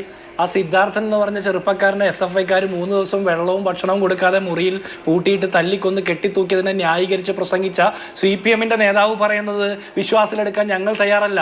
ഇത്തരം പണികൾ നടന്ന സ്ഥലത്ത് CPM-ന്റെ പ്രവർത്തകരും നേതാക്കന്മാരും പ്രസംഗിക്കുന്ന കേട്ട് ആര് വോട്ട് ചെയ്യാൻ പോളിംഗ് ബൂത്തിൽ പോകുന്ന പറയുന്നത്? ഞങ്ങളുടെ ആളുകൾ, കോൺഗ്രസിനോട് അനുഭാവം പ്രകടിപ്പിക്കുന്ന UDF-ന്റെയും കോൺഗ്രസിന്റെയും മുഴുവൻ ആളുകളും അവിടെ പോളിംഗ് ബൂത്തിൽ വന്ന് വോട്ട് ചെയ്തിട്ടുണ്ട്. ഇനി തെരഞ്ഞെടുപ്പിന്റെ റിസൾട്ട് വരുന്ന 23-ാം തീയതി വരെ കാത്തിരിക്കാമല്ലോ. കഴിഞ്ഞ ലോക്സഭാ തെരഞ്ഞെടുപ്പിന്റെ സമയത്തും ഇതുപോലുള്ള ചർച്ചകൾ നമ്മൾ നടത്തിയിട്ടുള്ളതല്ലേ. അപ്പോൾ ഞാൻ ആ വിഷയം അവിടെ വിടുകയാണ്. അതിനപ്പുറത്ത് കേരളത്തിലെ സാധാരണപ്പെട്ട മനുഷ്യർ, വയനാട് പാർലമെന്റ് മണ്ഡലത്തിലും ചേലക്കരയിലും പാലക്കാടും ഒക്കെയുള്ള ആളുകൾ എന്ത് കണ്ടിട്ടാണ് LDF-ന് വോട്ട് ചെയ്യേണ്ടത്? ഇപ്പോൾ അരുൺകുമാർ പറയുന്നുണ്ട് പെൻഷൻ കുറച്ച് പെൻഡിങ് ഉണ്ടെങ്കിലും കൊടുക്കുമെന്ന്. ഈ 1,600 രൂപ പെൻഷൻ കിട്ടാത്തത് പാവപ്പെട്ട മനുഷ്യരാ, മെഡിക്കൽ ഷോപ്പിലേക്കും പലചരക്ക് കടയിലേക്കും ഓടാൻ നിൽക്കുന്ന മനുഷ്യരാ. അവരുടെ പെൻഷൻ എത്ര മാസത്തെ പെൻഡിങ് ഉണ്ട്? നിങ്ങളുടെ മുഖ്യമന്ത്രിയുടെ 1 മാസത്തെ ശമ്പളം വേണ്ടെന്ന് വെച്ചിട്ട് പെൻഷൻ കൊടുക്കാൻ നിങ്ങൾ തയ്യാറുണ്ടോ? ഇല്ലല്ലോ. നിങ്ങളുടെ ഏതെങ്കിലും മന്ത്രിമാരുടെ ശമ്പളം വേണ്ടെന്ന് നിങ്ങൾ വെക്കുന്നുണ്ടോ? ഇല്ല. സാധാരണ മനുഷ്യരുടെ 1,600 രൂപ പെൻഷനെ നിങ്ങൾ വേണ്ടെന്ന് വെക്കുന്നുള്ളൂ. മുഖ്യമന്ത്രിയുടെ ക്ലിഫ് ഹൗസിലെ തൊഴുത്തും നീന്തൽക്കുളവും ലിഫ്റ്റും ഒക്കെ നിങ്ങൾ നന്നാക്കുന്നുണ്ട്, മോടി പിടിപ്പിക്കുന്നുണ്ട്, സകല സൗകര്യങ്ങളോടെ നിങ്ങൾ യാത്ര ചെയ്യുന്നുണ്ട്. കഴിഞ്ഞ ലോക്സഭാ തെരഞ്ഞെടുപ്പിന് മുമ്പ് 1,05,00,000 ആഡംബര കക്കൂസിൽ വടക്കുനിന്ന് തെക്കോട്ട് യാത്ര നടത്തിയെന്താ? കേരളത്തിൽ ഒരു നവകേരളം സൃഷ്ടിക്കുന്നു, സാധാരണ മനുഷ്യർക്ക് സുഭിക്ഷ സുന്ദരമായിട്ടുള്ള കേരളം സൃഷ്ടിച്ചു കൊടുക്കുമെന്ന് പറഞ്ഞല്ലേ? എന്താ നിങ്ങൾ ഉണ്ടാക്കി കൊടുത്തത്? ഒന്നും കൊടുത്തില്ല, വാഗ്ദാനം മാത്രം. പിന്നെ പൊരിഞ്ഞ അടിയും അതിന് രക്ഷാപ്രവർത്തനം എന്നുള്ള ഓമന സർക്കാരിനെ പേരിട്ട് വിളിക്കുകയും ഞാൻ അരുൺകുമാർ പറഞ്ഞ സർവകലാശാലകൾ മുന്തിയ രീതിയിൽ ലോകോത്തര നിലവാരത്തിലേക്ക് വികസിപ്പിച്ചുവെന്ന 9 സർവകലാശാലയിൽ 10 സർവകലാശാലയിൽ വൈസ് ചാൻസലർമാരില്ല. എന്താ ഗവർണറും വിദ്യാഭ്യാസ മന്ത്രിയും സർക്കാരും തമ്മിലുള്ള തർക്കം? 10-66 കോളേജിൽ പ്രിൻസിപ്പൽമാരില്ല. ആകെയുള്ളത് ആർഷോയെ പോലുള്ള നേതാക്കന്മാർ 10-12 കൊല്ലം പഠിച്ചിട്ടും ഒരു ഡിഗ്രി സർട്ടിഫിക്കറ്റ് പോലും ഇല്ലാതെ കോളേജിൽ നിന്ന് റിട്ടയർമെന്റ് കൊടുത്തു വിടുന്ന ഗതികേട്. നിഖിൽ തോമസിനെ പോലുള്ള ആളുകൾക്ക് ഡിഗ്രി ജയിക്കാതെ എംകോമിന് അഡ്മിഷൻ കൊടുക്കുന്നു. ചിന്താ ജെറോബിനെ പോലുള്ള ആൾക്ക് കോപ്പി അടിച്ച PhD തീസിസിന് ഡോക്ടറേറ്റ് കൊടുക്കുന്നു. അതുപോലെ തന്നെ ഫാക്ച്വൽ എററുള്ള PhD തീസിസിന് ഡോക്ടറേറ്റ് കിട്ടുന്ന പ്രിൻസി കുര്യാക്കോസിനെ പോലുള്ള ആളുകളെ ഇവർ PSC മെമ്പർമാരാക്കുന്നു. ജയിക്കാത്ത കോളേജ് യൂണിയൻ ഇലക്ഷനിൽ ജയിക്കാത്ത വൈശാഖിനെ പോലുള്ള ആളുകളെ കാട്ടാക്കടയിൽ നിന്ന് ഒരു UUC ആക്കി യൂണിവേഴ്സിറ്റി യൂണിയൻ ചെയർമാനാക്കാനുള്ള ശ്രമം നടത്തുന്നു. ഇങ്ങനെ കോളേജുകൾ, സർക്കാർ കോളേജുകളും യൂണിവേഴ്സിറ്റികളും കുത്തഴിഞ്ഞ പേക്കൂത്തിന്റെ അരങ്ങാക്കി മാറ്റിയതാണ് ഇവരുടെ വികസന നേട്ടം. അത് ശമ്പളവും റേഷനും കൊടുക്കാത്ത ഒരു സർക്കാരിന് നാട്ടുകാർ വോട്ട് ചെയ്യോ? പെൻഷൻ കൊടുക്കാത്ത ഒരു സർക്കാരിന് നാട്ടുകാർ വോട്ട് ചെയ്യോ? വെള്ളക്കരവും വൈദ്യുതി ചാർജ് വർദ്ധിപ്പിച്ച ഒരു സർക്കാരിന് നാട്ടുകാർ വോട്ട് ചെയ്യോ? നാട്ടുകാർ വോട്ട് ചെയ്യുന്നത് കോൺഗ്രസിനും UDF-നാ. അതുകൊണ്ട് കോൺഗ്രസിനും UDF-നും വോട്ട് ചെയ്യാൻ തീരുമാനിച്ചിട്ടുള്ള മുഴുവൻ ആളുകളും പോളിംഗ് ബൂത്തിൽ വന്നിട്ടുണ്ട്. മറ്റ് സഖാക്കന്മാരായിട്ടുള്ള ആളുകൾ നിരാശ പൂട്ട് വീട്ടിലിരിക്കുകയാണ്. അഭിലാഷ്, എനിക്ക് 1 മിനിറ്റ് കൂടി തരണം. ഇവിടെ EP ജയരാജൻ പറയുന്നത് വക്കീൽ നോട്ടീസ് അയച്ചിട്ടുണ്ടെന്നാണ്. EP ജയരാജൻ വക്കീൽ നോട്ടീസ് അയക്കുക മാത്രമല്ല ചെയ്യണ്ടേ. EP ജയരാജൻ എന്ന് പറഞ്ഞ ഇത്രയും പ്രശസ്തനായിട്ടുള്ള CPM-ന്റെ കേന്ദ്ര കമ്മിറ്റി അംഗമായിട്ടുള്ള നേതാവിന്റെ പേരിൽ വ്യാജമായിട്ടുള്ള ഒരു പുസ്തകം അച്ചടിച്ച് പ്രസിദ്ധീകരണത്തിന് തയ്യാറാക്കിയ DC ബുക്സിനെതിരെ ഗൂഢാലോചനയ്ക്ക് കേസ് കൊടുക്കണ്ടേ? അതെന്താ, കേരളത്തിലെ ആഭ്യന്തര വകുപ്പ് മന്ത്രിയെ വിശ്വാസമില്ലാത്തത് കൊണ്ടാണോ? അല്ലെങ്കിൽ കേരളത്തിലെ ആഭ്യന്തര വകുപ്പിന് വിശ്വാസമില്ലാത്തത് കൊണ്ടാണോ? ഗൂഢാലോചനയ്ക്ക് കേസ് കൊടുക്കണം. അല്ലാതെ വക്കീൽ നോട്ടീസ് അയച്ചു എന്ന് പറഞ്ഞാൽ വിശ്വസിക്കാൻ പൊതുസമൂഹം തയ്യാറല്ല. ശോഭാ സുരേന്ദ്രനെതിരെ അയച്ച വക്കീൽ നോട്ടീസ് പോലെ, ഇൻഡിഗോ ഫ്ലൈറ്റിനെതിരെ നടത്തിയ സമരം പോലെ, അല്ലെങ്കിൽ ദല്ലാൽ നന്ദകുമാറിനെതിരെ എടുത്ത വക്കീൽ നോട്ടീസ് പോലെ. അല്ല, ഞാൻ പറയട്ടെ മാഷെ, പറയട്ടെ. താങ്കൾ കുറെ കാര്യങ്ങൾ പറഞ്ഞില്ലേ. താങ്കൾ പേരില്ലാത്ത കത്തിനെയും ഒപ്പില്ലാത്ത കത്തിനെ കുറിച്ചും സ്പിരിറ്റ് വേട്ടയെ കുറിച്ചും രാഹുൽ മാങ്കൂട്ടത്തിന്റെ നീലപ്പെട്ടിയിൽ നിന്ന് കിട്ടിയ മറ്റു പല സാധനങ്ങളെ കുറിച്ചിട്ടും ഒക്കെ താങ്കൾ പറഞ്ഞല്ലോ. കള്ളപ്പണം പിടിച്ചതിനെ കുറിച്ച് പറഞ്ഞല്ലോ. നിങ്ങളുടെ നേതാക്കന്മാര് പലതും പറഞ്ഞല്ലോ. ഇറച്ചിക്കടയിലെ പട്ടികളെന്ന് വിളിച്ചില്ലേ നാട്ടുകാരെയും ചാനലുകാരെയും ഒക്കെ. അപ്പൊ ഇതൊക്കെയാണ് പ്രചരണ വിഷയം എന്ന് നിങ്ങൾ വിചാരിക്കുന്നു. പക്ഷെ ഞങ്ങളുടെ വിഷയങ്ങൾ ഇതല്ല. ഞാൻ നേരത്തെ പറഞ്ഞ പെൻഷൻ, റേഷൻ, ശമ്പളം, വൈദ്യുത ചാർജും വെള്ള ചാർജും വർദ്ധിപ്പിച്ചത്, ജനങ്ങളെ അപ്പാടെ കൊള്ളയടിച്ചുകൊണ്ട് സർക്കാരിന് വേണ്ടിയിട്ട് സുഖലോഭിത ജീവിതം നടത്തുന്ന പിണറായി വിജയന്റെ കുടുംബത്തെയും കുറിച്ച് ഞങ്ങൾ എണ്ണി തിരിഞ്ഞ് കാണിക്കും. ഇവിടെ ഒരു കാര്യം കൂടി പൂർത്തിയാക്കട്ടെ. സ്വപ്ന സുരേഷ് നിരന്തരം കേരളത്തിന്റെ മുഖ്യമന്ത്രിക്കെതിരെയും മുഖ്യമന്ത്രിയുടെ മകൾക്കും ഭാര്യയ്ക്കുമെതിരെയും ഒരു പുസ്തകം എഴുതിയ ആത്മകഥയിൽ പരാമർശിച്ച വിഷയങ്ങൾക്കെതിരെ നിങ്ങൾക്കൊരു വക്കീൽ നോട്ടീസ് അയക്കണ്ടേ? സ്വപ്ന സുരേഷിനെതിരെ വക്കീൽ നോട്ടീസ് അയക്കണ്ടേ? നിങ്ങളുടെ പാർട്ടി തീരുമാനമെടുത്തല്ലോ. കടകംപള്ളി സുരേന്ദ്രനോടും P ശ്രീരാമകൃഷ്ണനോടും തോമസ് ഐസക്കിനോടും വക്കീൽ നോട്ടീസ് അയക്കാൻ, നടപടി സ്വീകരിക്കാൻ നിങ്ങൾക്ക് അവകാശമുണ്ടെന്ന് പാർട്ടി അനുവദിച്ചല്ലോ. പാർട്ടി അനുവദിച്ചിട്ടും ആ 3 മഹാന്മാർ എന്തുകൊണ്ടാണ് സ്വപ്ന സുരേഷിനെതിരെ നടപടി സ്വീകരിക്കാത്തത്?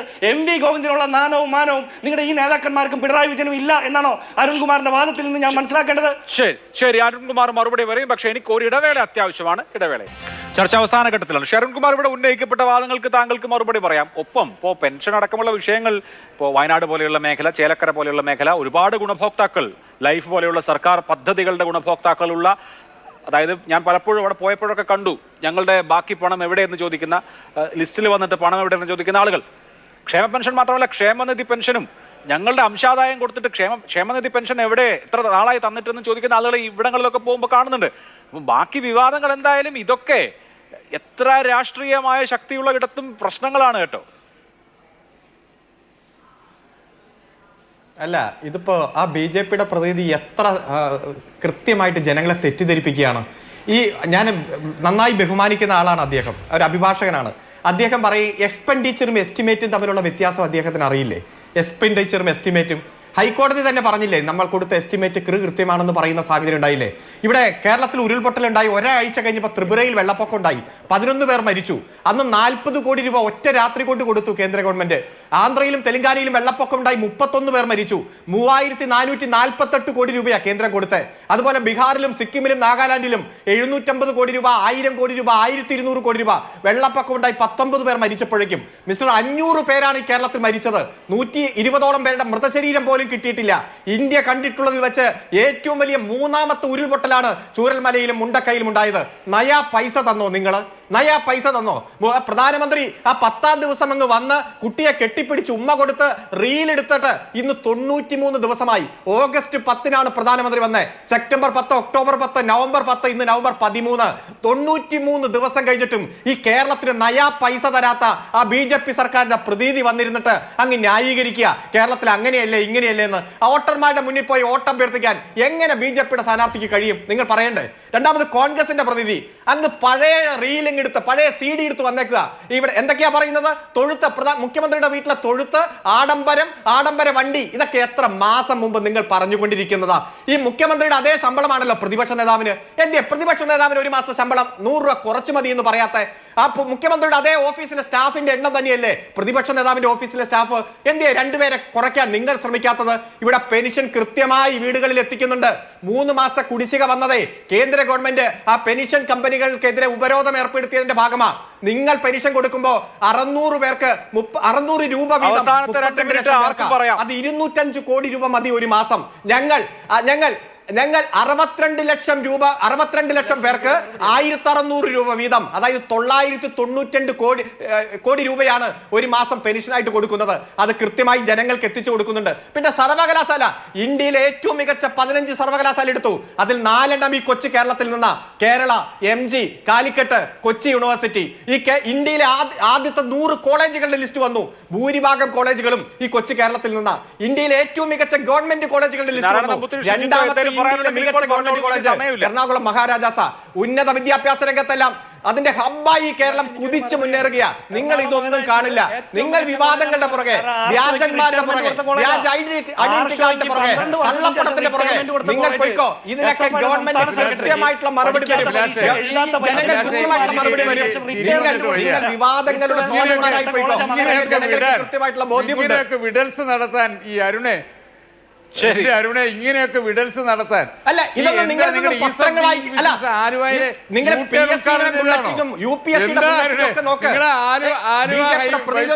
ഇന്ത്യയിൽ നടക്കുന്ന നിയമനങ്ങളുടെ 60% ഈ കൊച്ചു കേരളത്തിലാണ്. ജന്മഭൂമി അല്ലാതെ മറ്റു പത്രങ്ങൾ വായിക്കാൻ ശ്രമിക്കുക. കേരളത്തിലെ കുട്ടികൾ വളരെ നന്ദി 3 പേർക്ക്. എന്തായാലും ചേലക്കരയും വയനാടും കഴിഞ്ഞു. ഇനി പാലക്കാട് ഒരു ത്രില്ലർ ബാക്കിയുണ്ട്. 7 ദിവസം കൂടി അതിനും ബാക്കിയുണ്ട്. എന്തായാലും നമുക്ക് കാണാം 23-ാം തീയതി വരെ ഈ അംഗം ഇങ്ങനെ തുടരുമല്ലോ. എല്ലാവർക്കും നന്ദി. സൂപ്പർ പ്രൈം ടൈം അവസാനിക്കുന്നു. നമസ്കാരം.